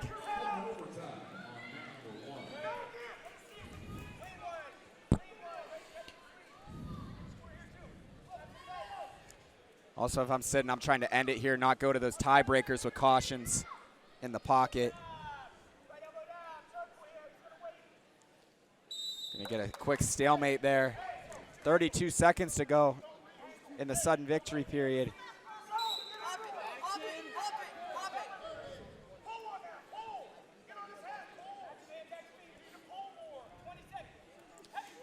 Misdirection attempt for Kenny now. Working out a short offense is Sidden. Seatbelt wizard position here. Both guys keeping their hips back. We're going to get another stalemate. And it was interesting. Sidden's very good with that knee tap. He started to go knee tap. He felt a little bit of danger. He goes single leg, rubber knee for Kenny. They're letting this one go a long time.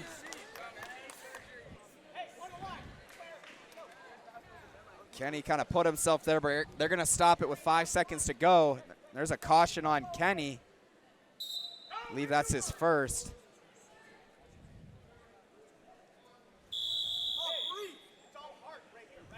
Headed to tiebreakers. Sidden's choice first. He's going to go down.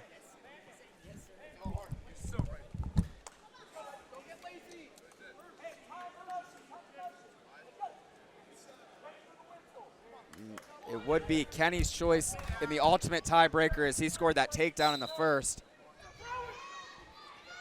Getting a little high is Kenny. Sidden up to his feet. Granby, and he's out quickly. Got 20 seconds to go. Sidden takes the 6-5 lead. And if I'm Sidden, I like putting pressure here. You know that Kenny has choice in ultimate tiebreaker. You should be forcing the action here, looking for a score. Yeah, could ice it here. Will now be Kenny's choice. He's going to go down. He's got to get out in this 30-second period. Sins can't jump the gun here with those two cautions. Drops down on the ankles. Looks like he's going to try to hook those again as we saw earlier in the match. Gets Kenny broken down flat. Ankle trap for Sidden. Kenny up to his feet. Nice job by Kenny, or Sidden, bringing him back. Under 10 to go. And a locked hands call on Sidden. Wow. Just detrimental there for Sidden on the return. And it's the threshold of beyond reaction time. So they're coming from the feet back down to the mat. How long is your reaction time? And it's going to go to Kenny here on this choice. Obviously, they're locked on the mat. But what is your threshold of what is your reaction time to get them unlocked? And it's very subjective to each official. And it's Sidden did 29 of the 30 seconds. Can he do all 30 here in the ultimate tiebreaker? And avoid giving up a caution. A caution would end the match here. And really, on Sidden. Kenny cannot be swaying like that. When he gets set on the bottom, he's got to stay still. Sidden bringing him back. Now throwing the right side leg in. Side headlock for Sidden. Now in a lot better spot here. Got double legs in with 10 seconds to go. Kenny broken down flat. And Sidden had to do it the hard way. But he picks up his second Powerade title. Ultimate tiebreaker ride out. And he gets the win. We're going to head to the awards, and we'll be back in just a moment with our 127-pound final between number 8 Carson Brown and number 4 Matt O'Neill.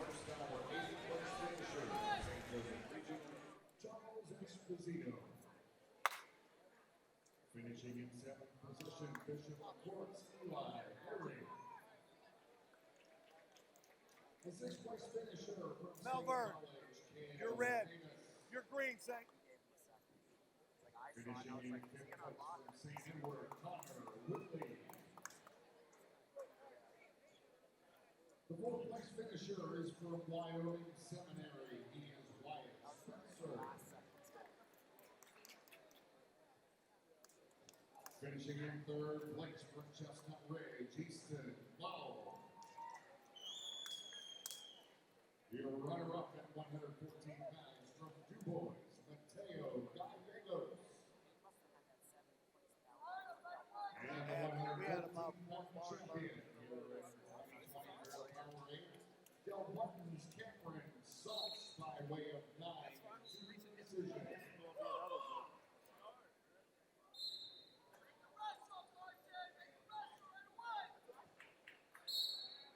127-pound final here. The 2024 Powerade. Got Carson Brown at St. Ed's, the black and yellow singlet, green ankle band, taking on Matt O'Neill, Malvern Prep. And it's O'Neill with the Merkle, looking for the takedown, gonna get it early. See a gesture towards the official. Still with this side headlock.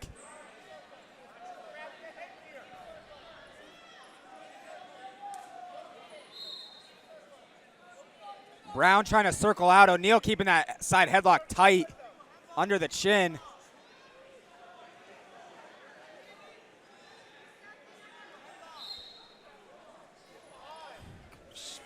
Probably looking at a stalemate here as O'Neill's not loosening up that lock, and they're going to stop it. And it's a stalemate. O'Neill coming into the weekend, number 4 in the country. Ironman third, Beast third. Carson Brown, number 8, Ohio State champion. Powerade runner-up a year ago. Doc B third, Ironman 4th. This year he was 5th at Ironman. Committed to Pittsburgh.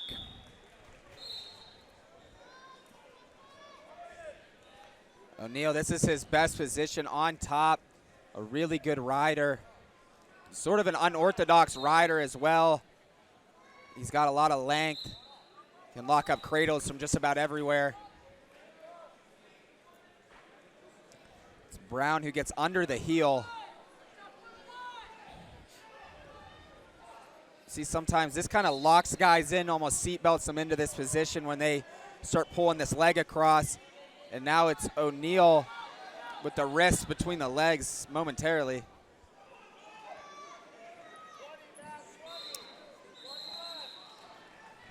Down to 20 to go in the first period.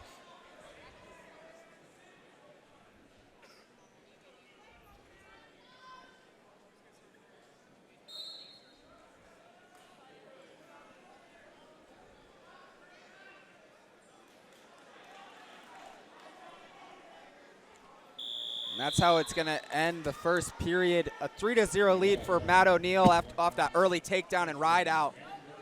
Brown's choice to start the second. He's going to go neutral. Probably the smart choice here. He felt O'Neill's pressure on top.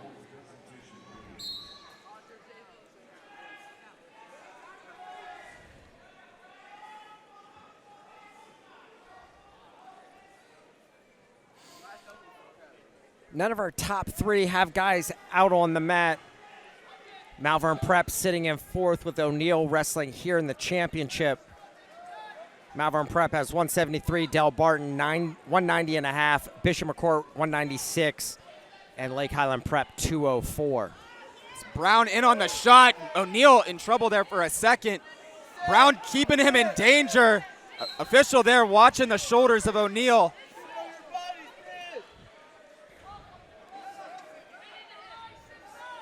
O'Neill still with this crotch lock, trying to roll him through. Now leg hooked for Brown. Gonna pick up the takedown. A tight crossface. Ties the match at 3 now, does Brown. So we go under a minute to go in the second. And watch O'Neill off the bottom. He uses toe on the inside of the knee so well. Lifts and elevates the hips. He used that in his semifinal. I'm sorry, it was his quarterfinal. I had him last night.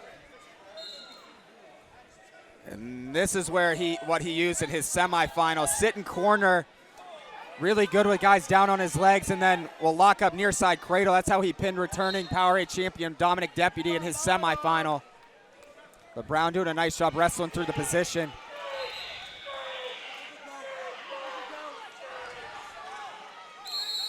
There's a stall warning on Brown as he kept that leg trapped. Oh. As O'Neal was attacking the leg, I hate the situation.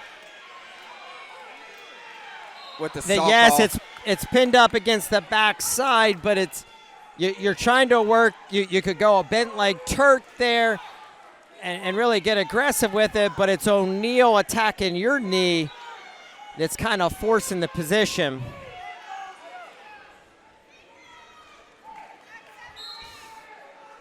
We got 15 to go in the second. Brown looking for a big ride out here.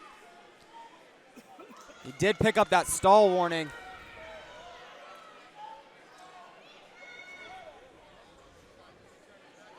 O'Neal just going to wait out on the third period. It will be his choice.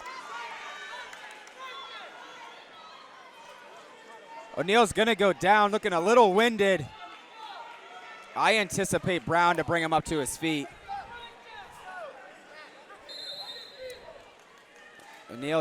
Brown looks to his corner. I believe he's going to cut him.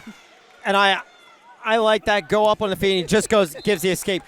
Don't give the opportunity to get reversed, get stuck underneath in his wheelhouse.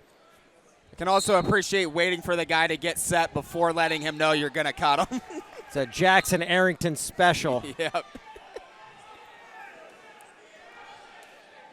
1:50 to go. O'Neal takes the 4-3 lead with that escape. And O'Neal just welcoming Brown into his legs. It's a double leg for Brown. Good position to score here.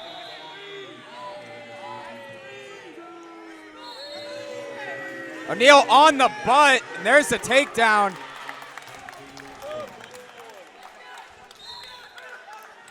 Now possibly looking for bottom leg Turk here is Brown.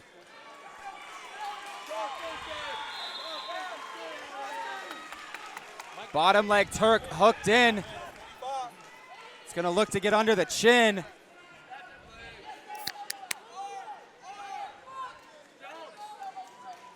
Brown in a good position to turn here. O'Neal keeping that arm posted out. And that upper body, his chest to the mat.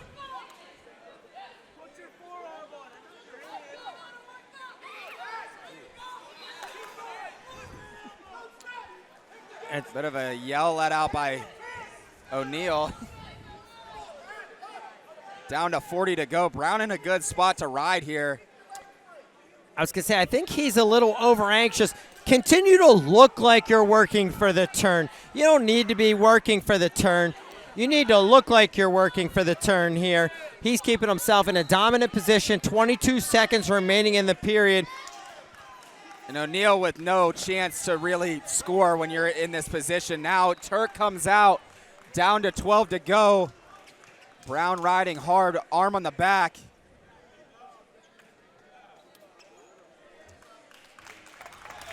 Great adjustments made there by Carson Brown, and he's going to pick up the 127-pound Powerade title. A 6-4 win with the strength of 2 takedowns. We're going to wait on the other placement matches to end, but then we'll head to the podium, and we'll be back next with our 133-pound final between number 1 Jax Forrest and number 7 Matt Patello.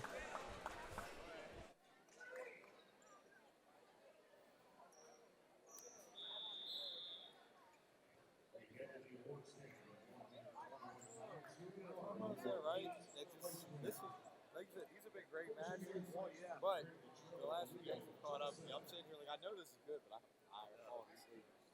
But we get my second win. We're done early today. Promise my brother we can go to the casino. I didn't promise how long I'd stay. I was like, I'll drive there. Well, I'll go for a little bit, but you're Ubering back to the hotel. I ain't staying out. My buddies are coming. I was like, well, that's y'all. Yeah. Yeah, your buddies are 10 years younger than me. Got a lot more energy. I said, just remember, we got to be here at 7 a.m. tomorrow, so. Let's win money fast, have your fun, but Finishing in fourth place from now from Brett Lucas, Littleton, Minnesota. I think Bo Bassett's last at like 140.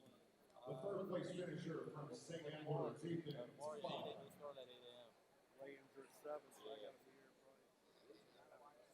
The runner-up at Where the afternoon 121 tournaments at? Why can't we ever do anything that starts at noon, you know?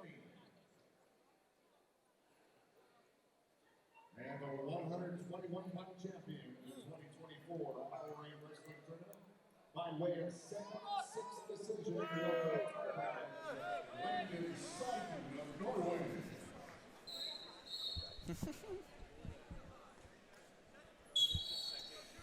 Here we go, 133-pound final, the 2024 Powerade, and it's Jax Forrest already with the takedown, escape for Botello of Wyoming Seminary.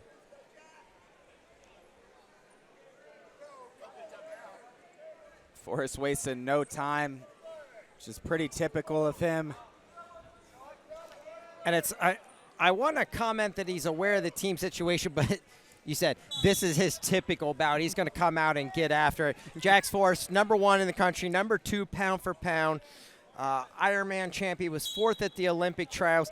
He highlighted his last year's tournament finishes, regional runner-up. I think some of his other accolades are going to trump that regional, Southwest Regional, which he did avenge that loss with a technical fall victory in the state finals a week later. Gotta love the humility. Botello catches Forrest in on a front headlock. It's Forrest going sucker drag, picks up another takedown to go up 6-1. Botello, UNC commit, Ironman placer, prep national champ, Powerade All-American, Fargo All-American.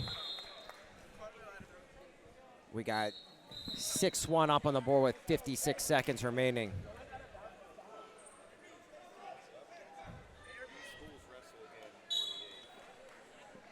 And little program note here. Wyoming Sem and Bishop McCourt will be wrestling on the FloWrestling Night in America event on January 8th live on FloWrestling. Tune in for that. And it's Botello picking up a big reversal over Forrest to cut it to 6-3. Botello showing off his power there.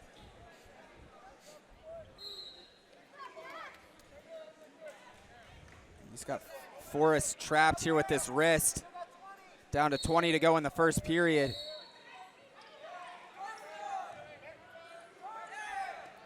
And this time, Forrest, rather than get lifted, turns back in, put the foot in between to hook on the leg. Creates space for the escape. He'll take the 7-3 lead into period #2. That's how the first period's gonna end. Botello's choice to start the second. He's gonna defer. Forrest's gonna go down.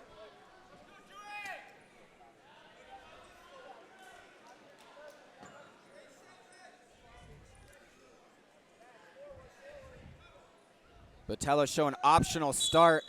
Forrest turns right back in looking for a reversal. Botello gets the leg back, got him in front headlock. Forrest peels the fingers, earns the escape now, make it 8-3.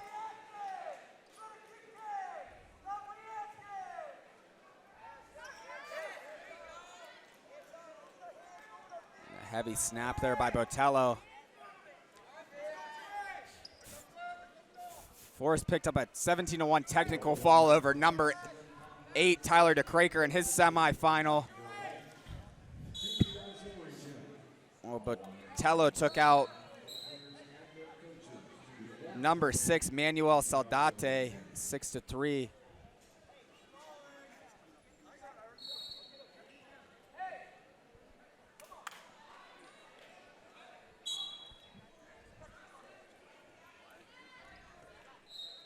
Court staff wanted to have a chat with the official about the front hand positioning. Re-attacks coming from both guys back and forth. Not able to get through the head hands.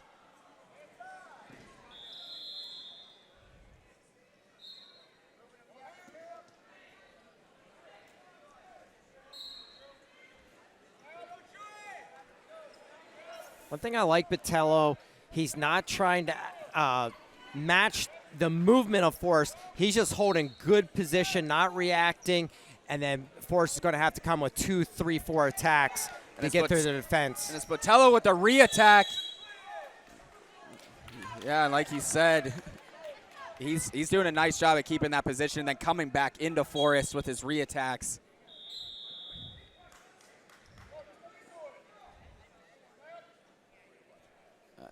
Botello's a great recruit. He's always been really good at holding position, very strong wrestler, while Forrest, number 2 in the class of 2025 big board.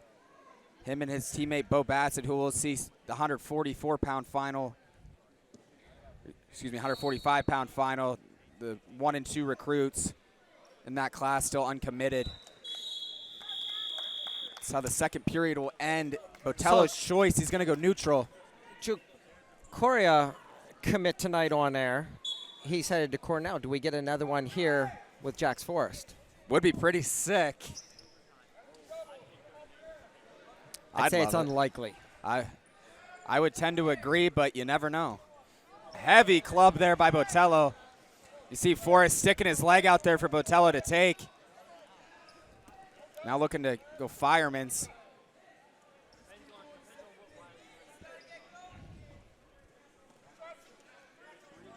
For Bishop McCourt, you're definitely expecting bonus points in this one. Botello's done a nice job to this point.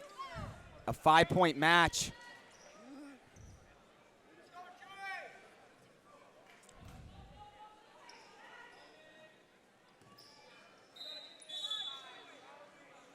Fisher going to call him out of bounds with 1:13 to go. Forrest having a hard time getting through the head hands of Botello.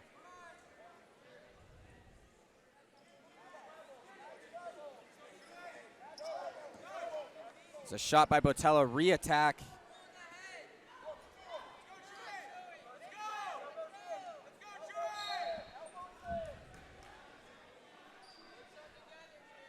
Down to 50 to go. Shot for Botello. He's in. Low single. Now it's Forrest looking to pass the leg. Official watching the knee. Now Forrest goes far ankle, close to the takedown. Looking for the trip. Botello up on his feet. Now gonna roll and pass a leg. Forrest gonna be forced to kick out. Great defense by Botello.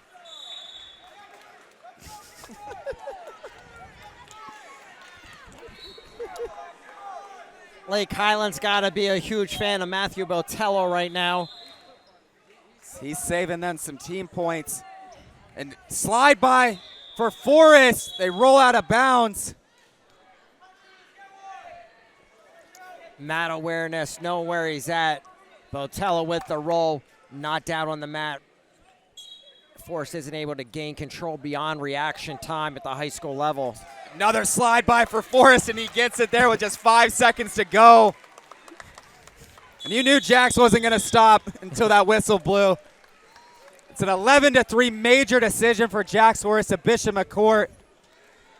And he gets them some much-needed team points. Lake Highland Prep 204, Bishop McCourt 201.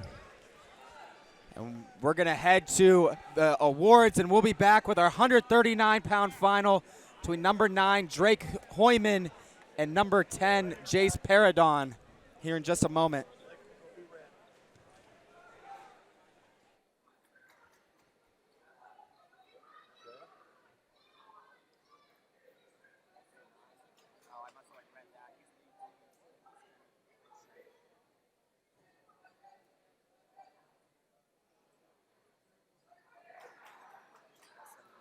Slam bam. Got the green.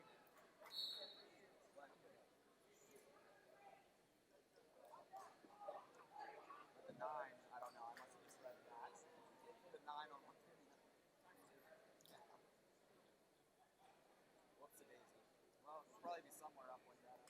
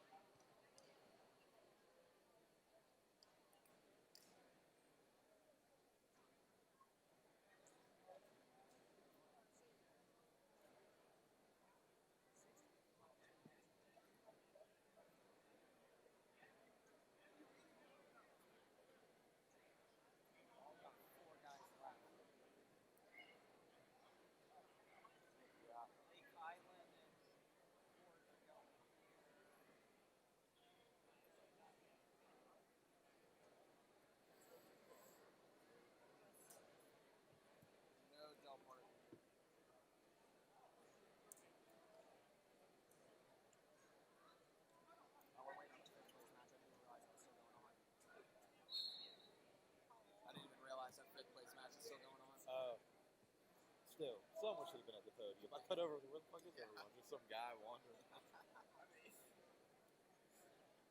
All good.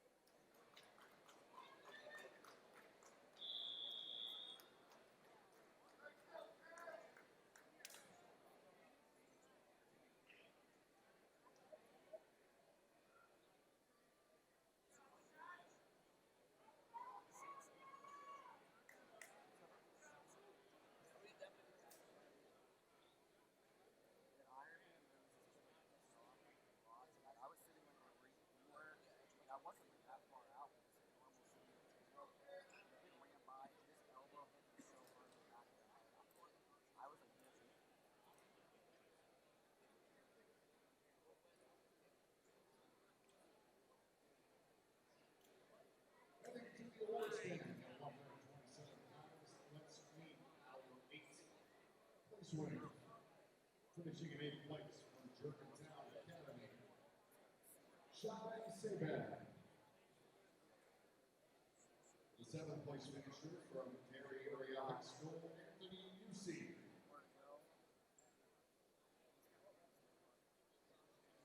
The 6th place finisher from Islam Academy, Brendan Akawili.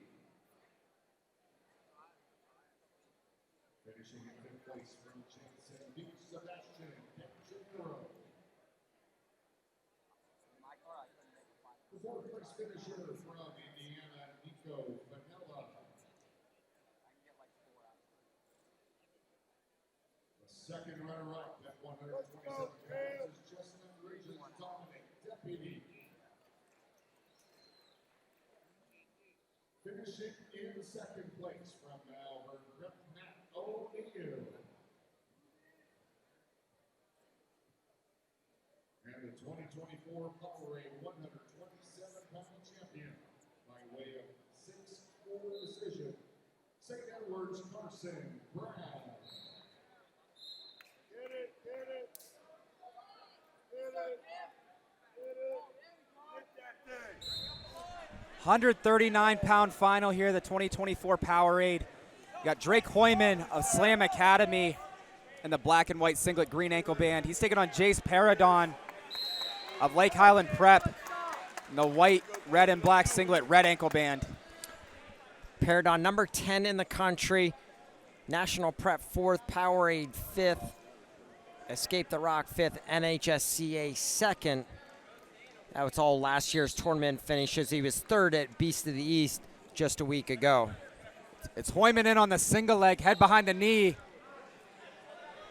Paradon good in the scrambles. We saw that in his semifinal against Sam Herring. Hoyman's got him on a hip. Looks like Paradon locked in the crotch now. Get that elbow pinch to the back of the leg. Gonna try to sit corner. Rolling him through. Hoyman trying to trap him on his back. And look at the ankle being lifted.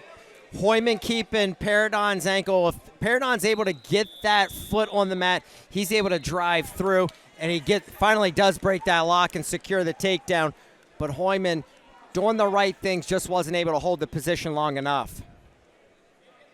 Yeah, great adjustment there by Paradon, and that scramble gets the takedown. Now he's got side headlock and leg boot in with 30 to go in the first. Hoyman, number 18 in the country. He's a 2-time Nevada State champion. He was 4th a week ago at Reno Tournament of Champions. Now Paradon in a good spot. Double boots in. He's got Hoyman flattened out.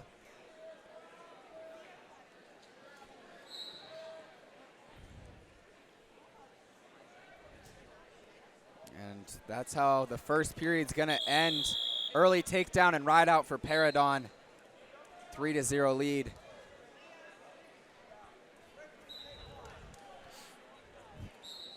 Paradon going to go down to start the second period.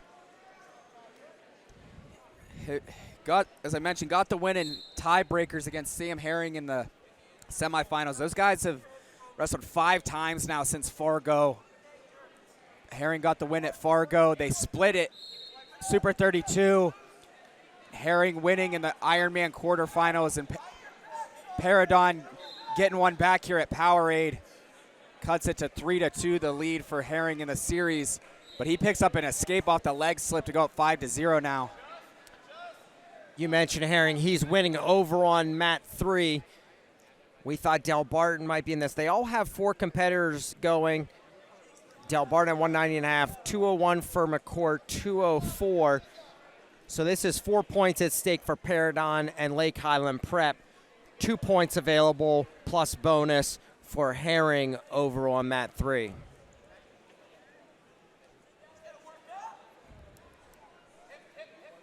Paradon doing a nice job riding here.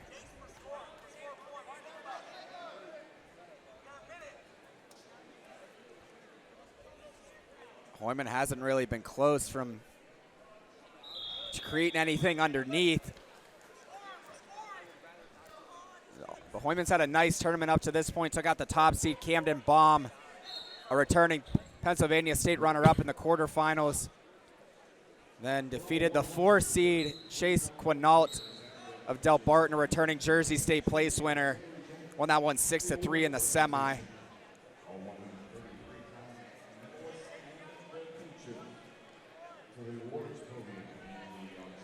Paradon still using these double boots, side headlock.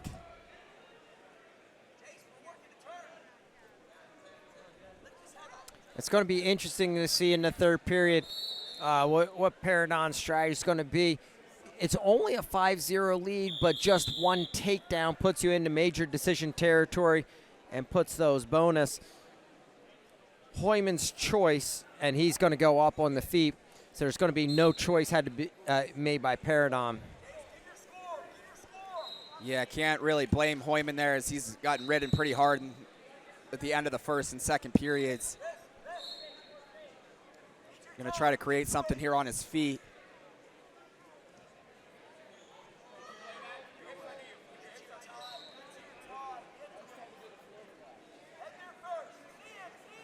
Lake Highland Prep could extend that lead here even more so if they were, Paradon would go for bonus here.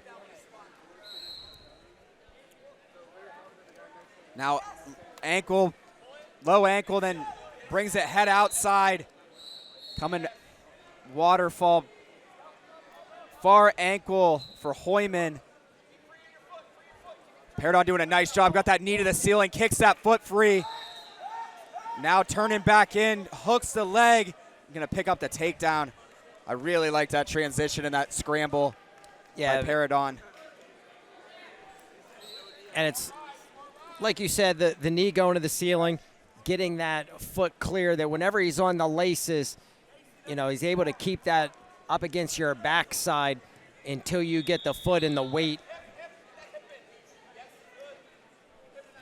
More feet on the mat's going to win the scramble. Typically. Ground rules. Down to 25 to go, and a ride out would get a major decision here for Paradon, and it's Hoyman that gets warned underneath. Sam Herring also working on a major decision over there on mat number 3. With 13 seconds to go, he leads 8-0.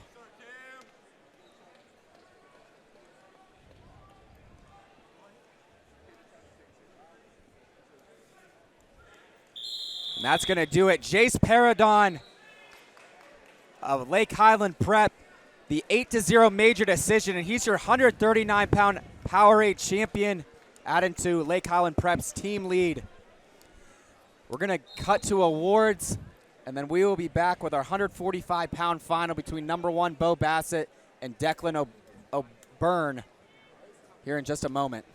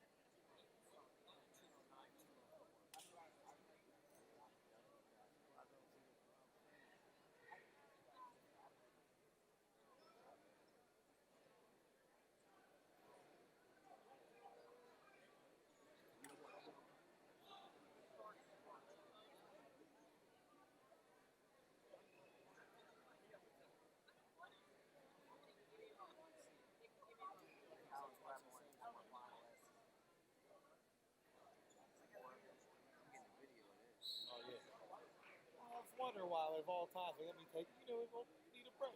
Let me get up close for it. I feel it, though.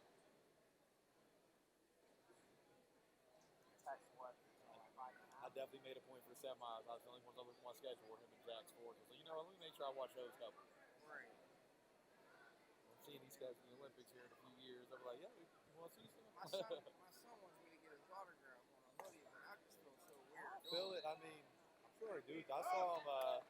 He was with some kids, but one of the dads had to take photos. He was trying to go to the bathroom. Like, I'm walking down the hall. I see kids posing with me. Hear the dad like, kids, you were both guys. Like, okay, y'all didn't know, but I did. And he took the pictures. Like, y'all keep working hard, and spin was right into the bathroom.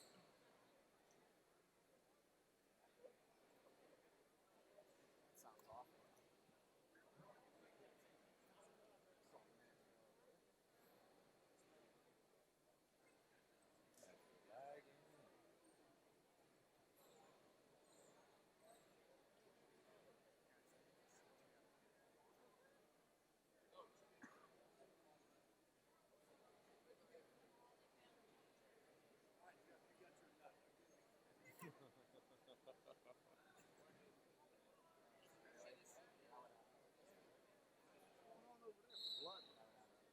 Must be. Never heard good things.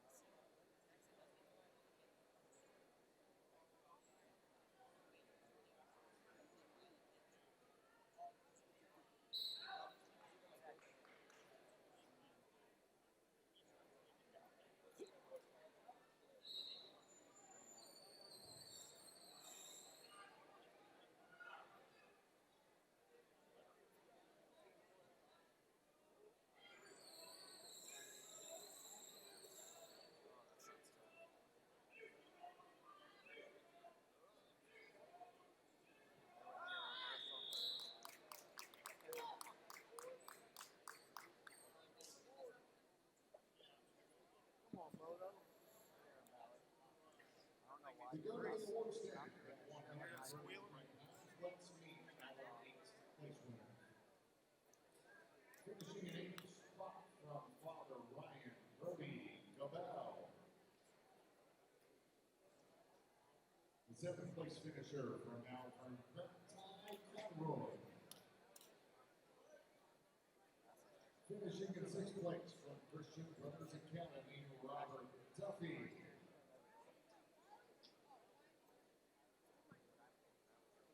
The 5th place finisher is from Valley Central. He is Luke Satriano.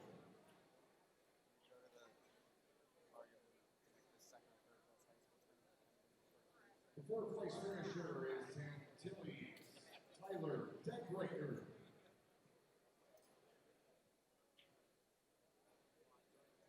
Finishing in 3rd place from the Slam Academy, Manuel Saldate.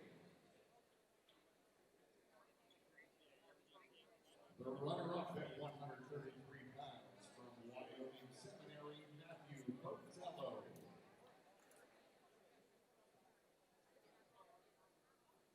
And the 2024 Powerade Wrestling Tournament 133-pound champion, by way of a major decision, scored about 11-3, Bishop McCourt's Jack Suarez.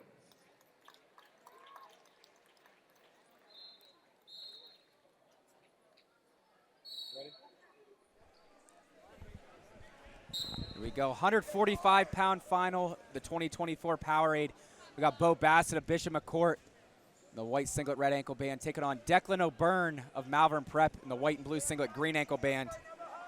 O'Byrne 13-2 on the season. Bo Bassett, number 1 in the country at 144 pounds. Number 4 in the pound for pound. He's on the board in the early going. PIA state champion, 2-time Powerade champion, 3-time Ironman champion, 3-time Super 32 champion, junior world bronze. And has also been a U17 world champion.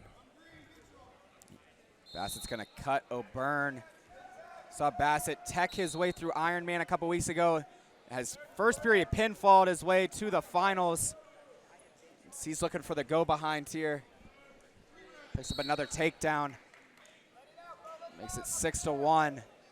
Looking to put Bishop McCourt in the lead in the team standings as they currently trail by 5 to Lake Highland Prep. 209, 204, Del Barton seemingly out of the race as all teams have 3 wrestlers remaining. And Lake Highland Prep with only 1 finalist. They're going head-to-head over in the 7th place match, so there's only 1 point available for either Del Barton or Lake Highland Prep here at 145 pounds. Turn there for Bassett and escape for O'Byrne makes it 8-2. 45 to go in the first. Shot by Bassett now coming up, ducking the arm. Throws the whizzer up, hooks the leg, picks up another takedown. Make it 11-2.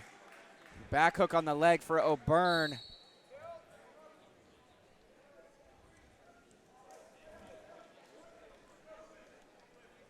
Bassett just getting weight on the heel.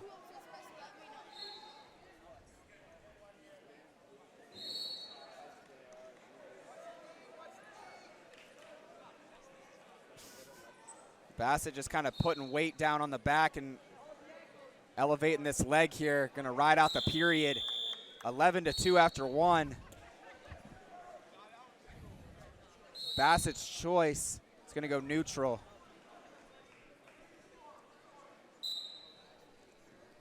Shot by O'Byrne. He's in on the single leg now. It's Bassett coming back, switch cradle position. Bassett trying to get that head to pop. Now he does.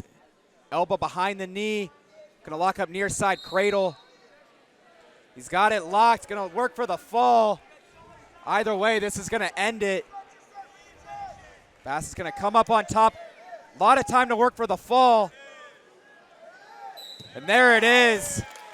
The 5th fall of the tournament for Bo Bassett. Put 16 points up for Bishop McCourt.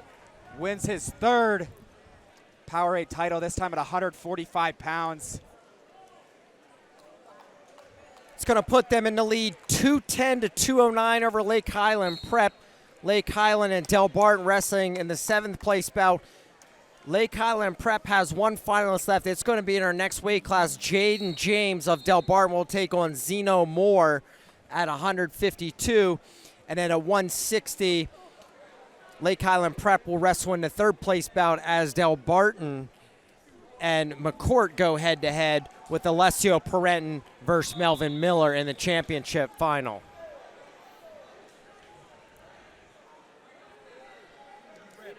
And at 160, that'll be Lucas Bowe in the 3rd place bout for Lake Highland Prep.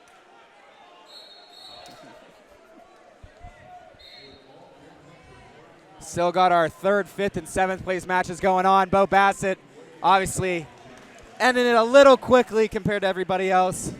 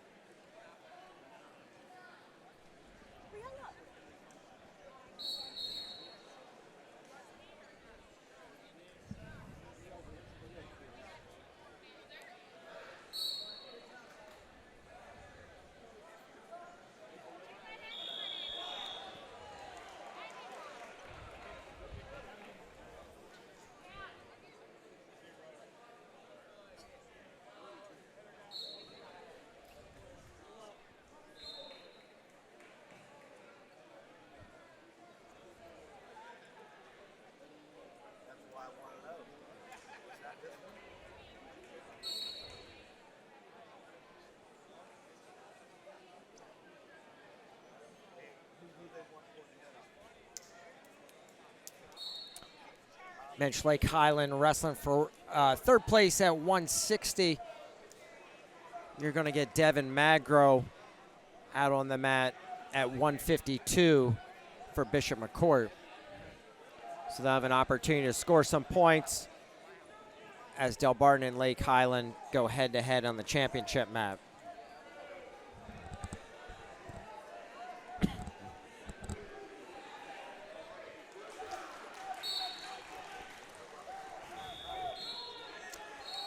Alrighty, so we're going to wait on these other placement matches to finish up and then head to awards. We'll be back with our 152-pound final between Jaden James of Del Barton taking on number 8 Zeno Moore of Lake Highland Prep.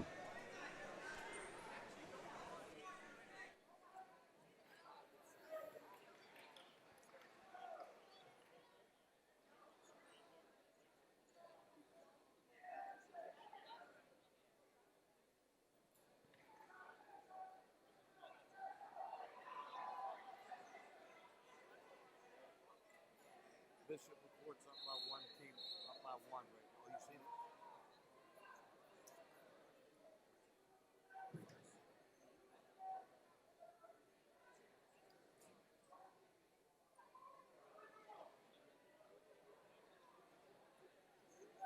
He wins, and no one gets beat. That might be the. Yeah. A lot can happen. Yeah. Oh yeah. Don't want to sound biased, but root for Pennsylvania. We hardly ever have this close in the race. That's why everybody's like, yeah. I don't say I talk shit, but I am very confidently everywhere I go for wrestling when they bring it up, say, no, Pennsylvania's the best. So I don't like ever seen us lose. You got to back it up, especially in PA. Yeah. In certain states, they don't get much of an argument, but I'll say it in Ohio, I'll say it in Jersey, I don't care. Like, I'm making it, sir. yeah, right? Go get beat. Come on over.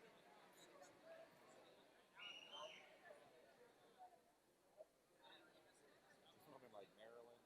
They don't even know, like, oh yeah, you're real good there, huh? You guys have wrestling. Yeah, I did their states. I think last year before. I've done it 2 years in a row, and unfortunately this year it's the same exact days as Pennsylvania, so I can't do. But like Florida, I was like, yeah, do you want to do Maryland? I was like, listen, I'll do it to make sure I have to work, but like I want to do the PIA, so please make that precedent. But I remember like at the end of the tournament, like literally the guy asked me like who runs it all. He's like, so like, what do you think? He was like, how do we like stack up houses? I don't know what to say. I'm just like, I mean, listen, we're building something, it's good. You're trying. Like, yeah. This kid isn't going to place in Pennsylvania, but You're trying. But like, no, yeah, it's respectable, That's where Aaron Brooks is from. They got something, Hey, listen, that's a great one to have. Kyle Snyder, right? He's from Maryland. No, they don't go to college. When the opportunity arises, they say we got to go. But they don't stay home. Those are some fucking great ones to have. They come to Pennsylvania. It's a border state, we get adopted. All right, come on, guys. Let's see. How antsy are you right now, Brock? How antsy are you right now?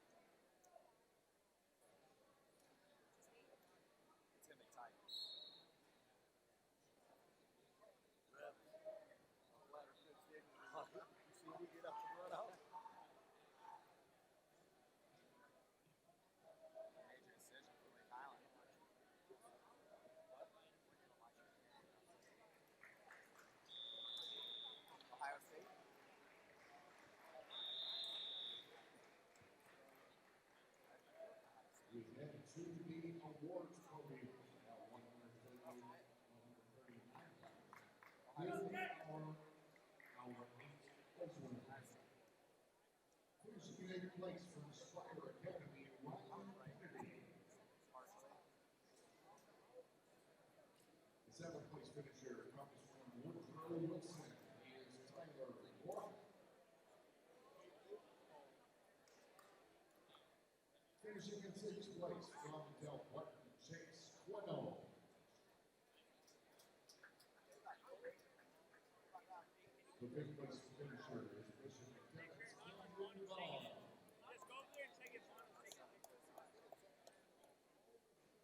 Finishing in fourth place from Wyoming Seminary, Dale Corbin.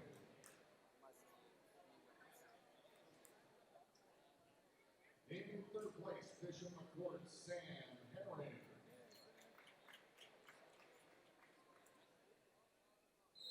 Runner-up at 139 pounds from the Slam Academy, Drake Wyman.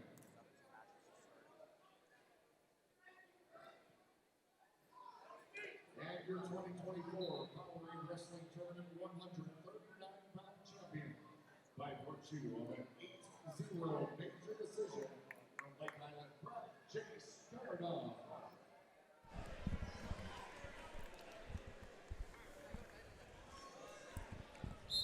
152-pound final here. Our second to last final. Jaden James taking on, of Del Barton in the green and white singlet, green ankle band, taking on Zeno Moore of Lake Highland Prep, the white and red singlet, red ankle band. Jane James, Beast champ, two-time Fargo champ, two-time New Jersey State Place winner, number 2 in the country. He's working on the single leg head on the outside. Quick finish there for James. Goes up 3-0, just 30 seconds in. Zeno Moore, number 8 in the country. Fargo Junior All-American, 3rd at National Preps. Super 32 place winner, Ironman 3rd, Beast of the East champ. Moore's gonna get the escape, make it 3-1. James really impressive. We saw him back at Who's Number 1 in October. Pick up 2 wins over Colin Guy and Maddox Shaw. Bolstered him up to now where he is at number 2 in the country behind Daniel Zepeda. A lot of shots coming from James. Moore just using his head hands, but now finally James able to break in on that double leg and gets the finish. Go up 6-1.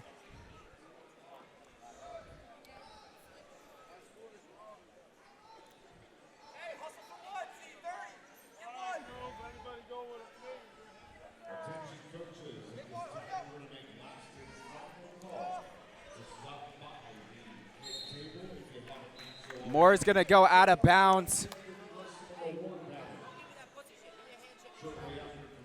Got 18 to go in the first.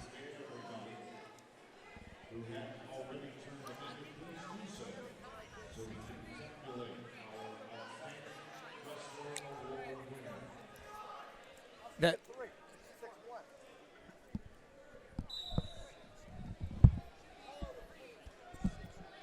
they have it wrong in the system. The wrestlers are wrong.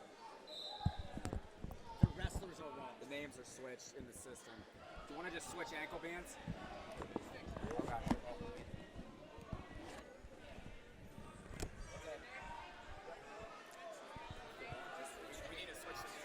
Working on getting the ankle bands assigned to the correct wrestler, as Jaden James of Del Barton is the green wrestler.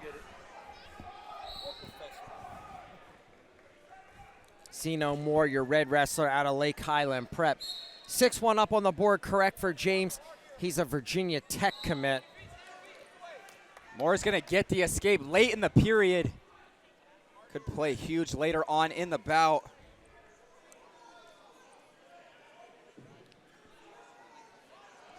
That's the end of the first period. 2 takedowns for Jaden James. He leads 6-2.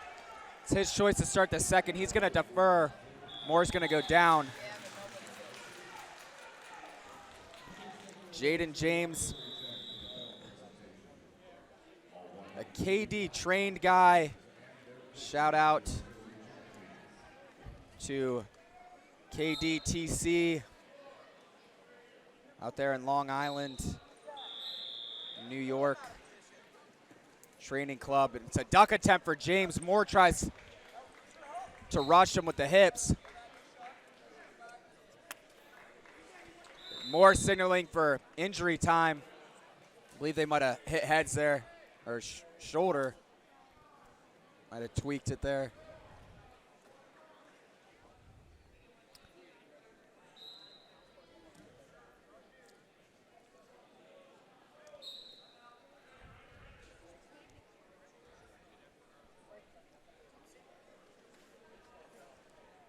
Looks like Moore's okay. We're going to come back to it. 1:38 to go in the second period.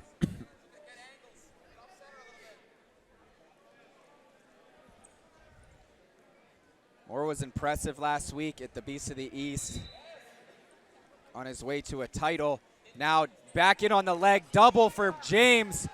Gets him to a hip, but Moore continuing to wrestle. Hits a switch. Splitting the legs is James. They're going to award the takedown. Now he's looking for near fall. Picking up at least 2 swipes, more coming. Official holding 4, I believe, for James. They are awarded. That's going to make it 13-3 now, the lead for James.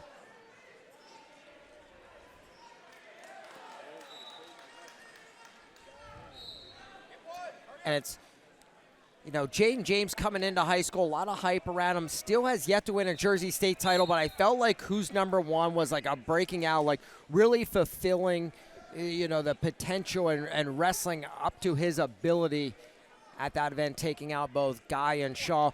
Continuing on through the season here, he's sitting at 13-3 over the Beast of the East champion here in the Powerade Finals. Yeah, James, only a junior. Feels like he's been around longer than that, but as you said, really coming into his own now. And he cuts Moore to make it 13-4, looking to pour on Moore here late in the second period.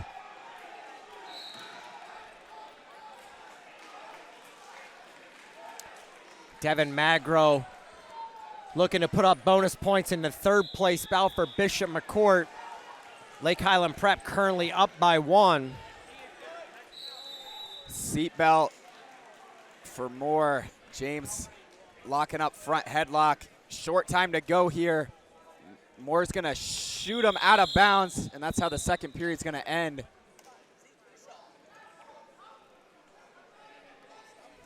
James's choice, he's going to go neutral. Doesn't want to go underneath Moore. 3 takedowns already for James in this match. He's really starting to open up, trying to switch angles on him.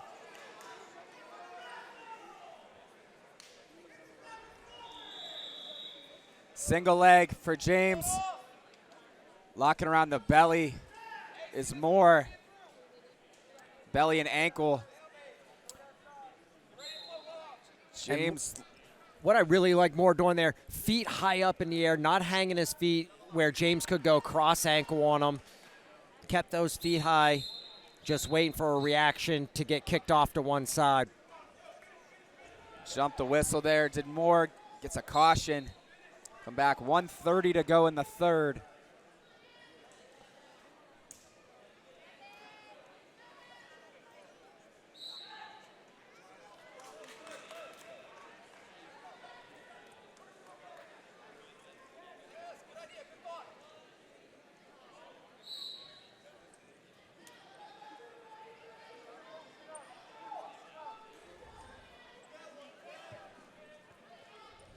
Underhook for Moore. Looks to drop to a single leg on the right side. Now it's Moore gets to the single leg. Almost had the second ankle. James kicks out.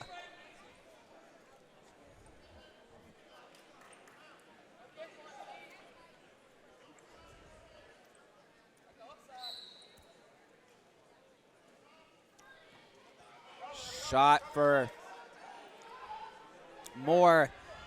Locked behind the armpits for James. Goes one way, then the other. Moore able to stop him with, catches the leg.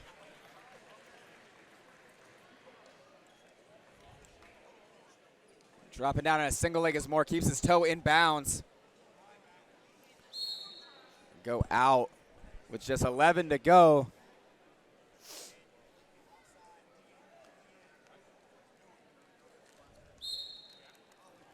Short time to go here. Shot by Moore. James looking for the go behind. He picks up the takedown. Close to swipes. Just a 1 count, but it's going to be a 16-4 major decision for Jaden James at Del Barton. And he's your 152-pound Powerade champion.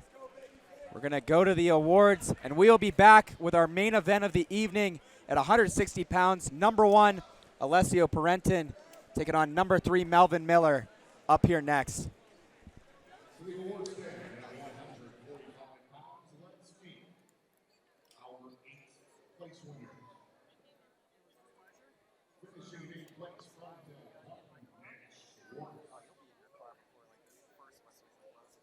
7th place finisher is from Lake Highland Prep. He is Charlie Decina. Finishing in 6th place from Central Fox West, Patrick Kelly. The 5th place finisher is Grove City's Hudson Holman. Finishing in 4th place from St. Edwards, Adam Butler.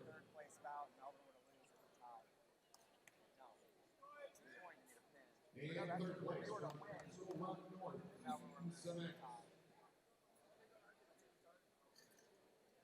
Your runner-up from Malvern Prep, Declan O'Byrne.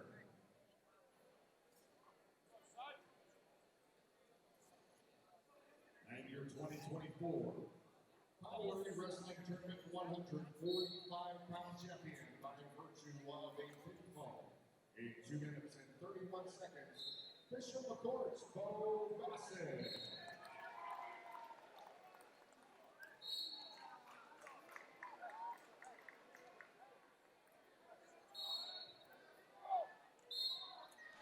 Go 160-pound final here, the 2024 Powerade, our main event of the evening. We got number 1, Alessio Parenton of Del Barton in the white and green singlet, green ankle band, taking on Melvin Miller of Bishop McCourt, the red, black, and white camo singlet, red ankle band. Taking you through our team scenarios, Lake Highland Prep, Lucas Bowe wrestling over on the 3rd place mat. Bishop McCourt leads by 2 points. Del Barton out of the race, but they could play spoilers for McCourt. A victory by Bowe in the 3rd place bout would tie it. Any bonus points, obviously, would put them over the top. Melvin Miller could ice this thing with a victory here on the championship mat.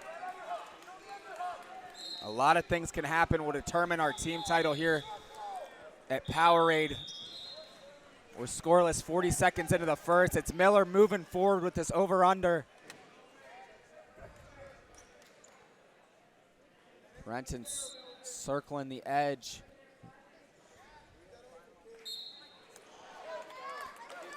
Prent coming into the weekend ranked number 1 in the country at 165 pounds. He's a New Jersey State champion, runner-up here a year ago, Junior Fargo champion, and has been a Beast of the East champion in the past, as well as multiple-time finalist here at Powerade. Melvin Miller, your number 3 ranked wrestler in the country at 165, PIAA champion, 2-time Fargo champion, world 5th place finisher in the U17 division this year. He was Ironman runner-up.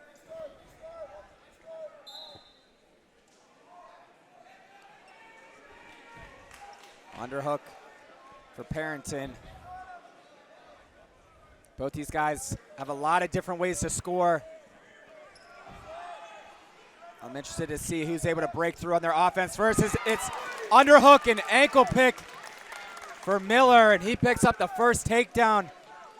Down to 20 to go in the first. He's going to look to ride. Return, able to bring him down. With short time to go in the first. Miller looking for the ride out.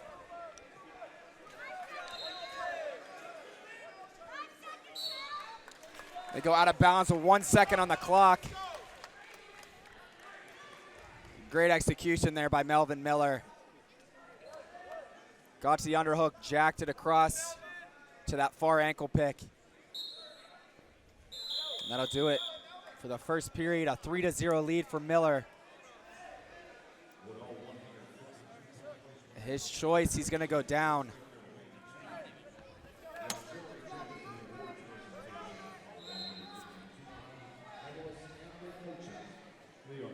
Prenton given an optional start here. Miller being cautious on the way out. Miller was skeptical just like I was. Is he actually just going to cut on the whistle, or is he looking to attack near side cradle or some type of turn off of that? Miller finally up to his feet and away for the escape, extends it to a 4-0 lead.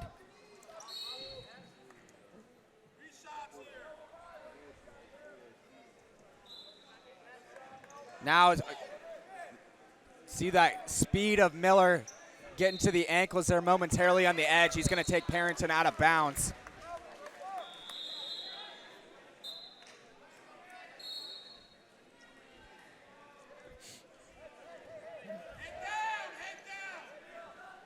And I really like whenever guys use attacks that go along with their body type.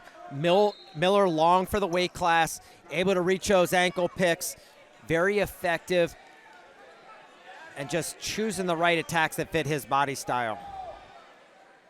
Yeah, he can hit those low ankles, ankle picks to both sides from a lot of different angles. It's always been his specialty. So we're under a minute to go in the second. I've seen Parrington fire off. Too strong out of an attack yet.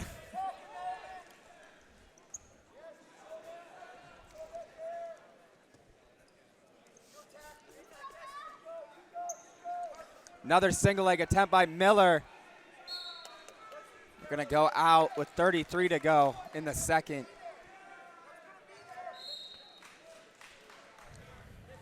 Parrenton's not found an opening yet. He likes to kind of mix attacks up. He'll go inside trip. We saw one of those highlights yesterday. You know, he needs to get his hands on Miller to create those opportunities. Miller doing a nice job keeping space, clearing ties.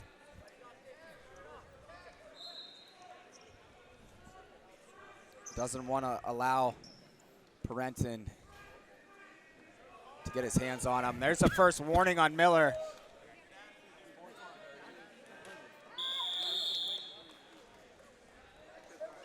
End of the second period.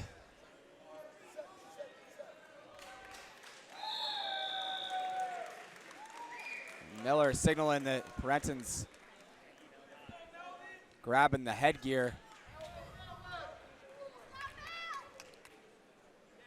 See if Miller looks to ride here.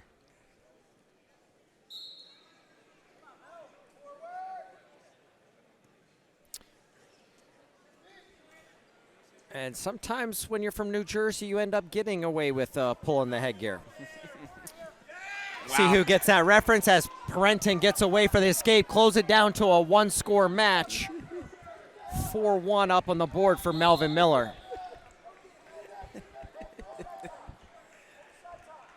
That was a good pull there, Brock. You had me for a minute.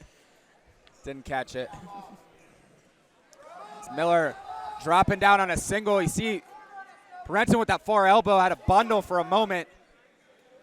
Now he's going to pull that seatbelt all off of Miller. 1:15 to go in the third. Miller also with that stall warning. See if he takes his foot off the gas. Underhook for Parrington, looking to jack it up. Re-attack for Miller, he's got the ankle. Parrington trying to pull in, head outside. Cuts to the double. Switch on the way down for Miller, he's got the leg. Not in great position is Miller trying to pass. He's got the double leg, does Parrington able to pull him through. Now Miller in a sprawl.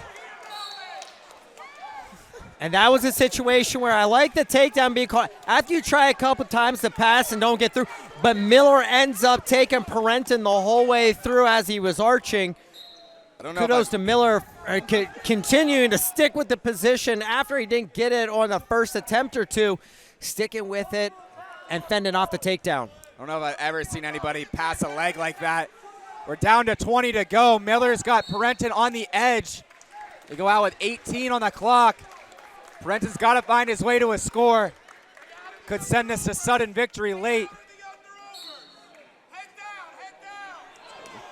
Single leg for Parrington. Had his hand inbounds, pulls it out. Didn't want to fight the whizzer there. 12 seconds on the clock. Miller has a stall warning, but he can evade here. He's up by 3. He's just going to back to the line. There's a second warning. 1 point for Renton. He looks for the drag, drops it on a single. That could also be a fleeing there.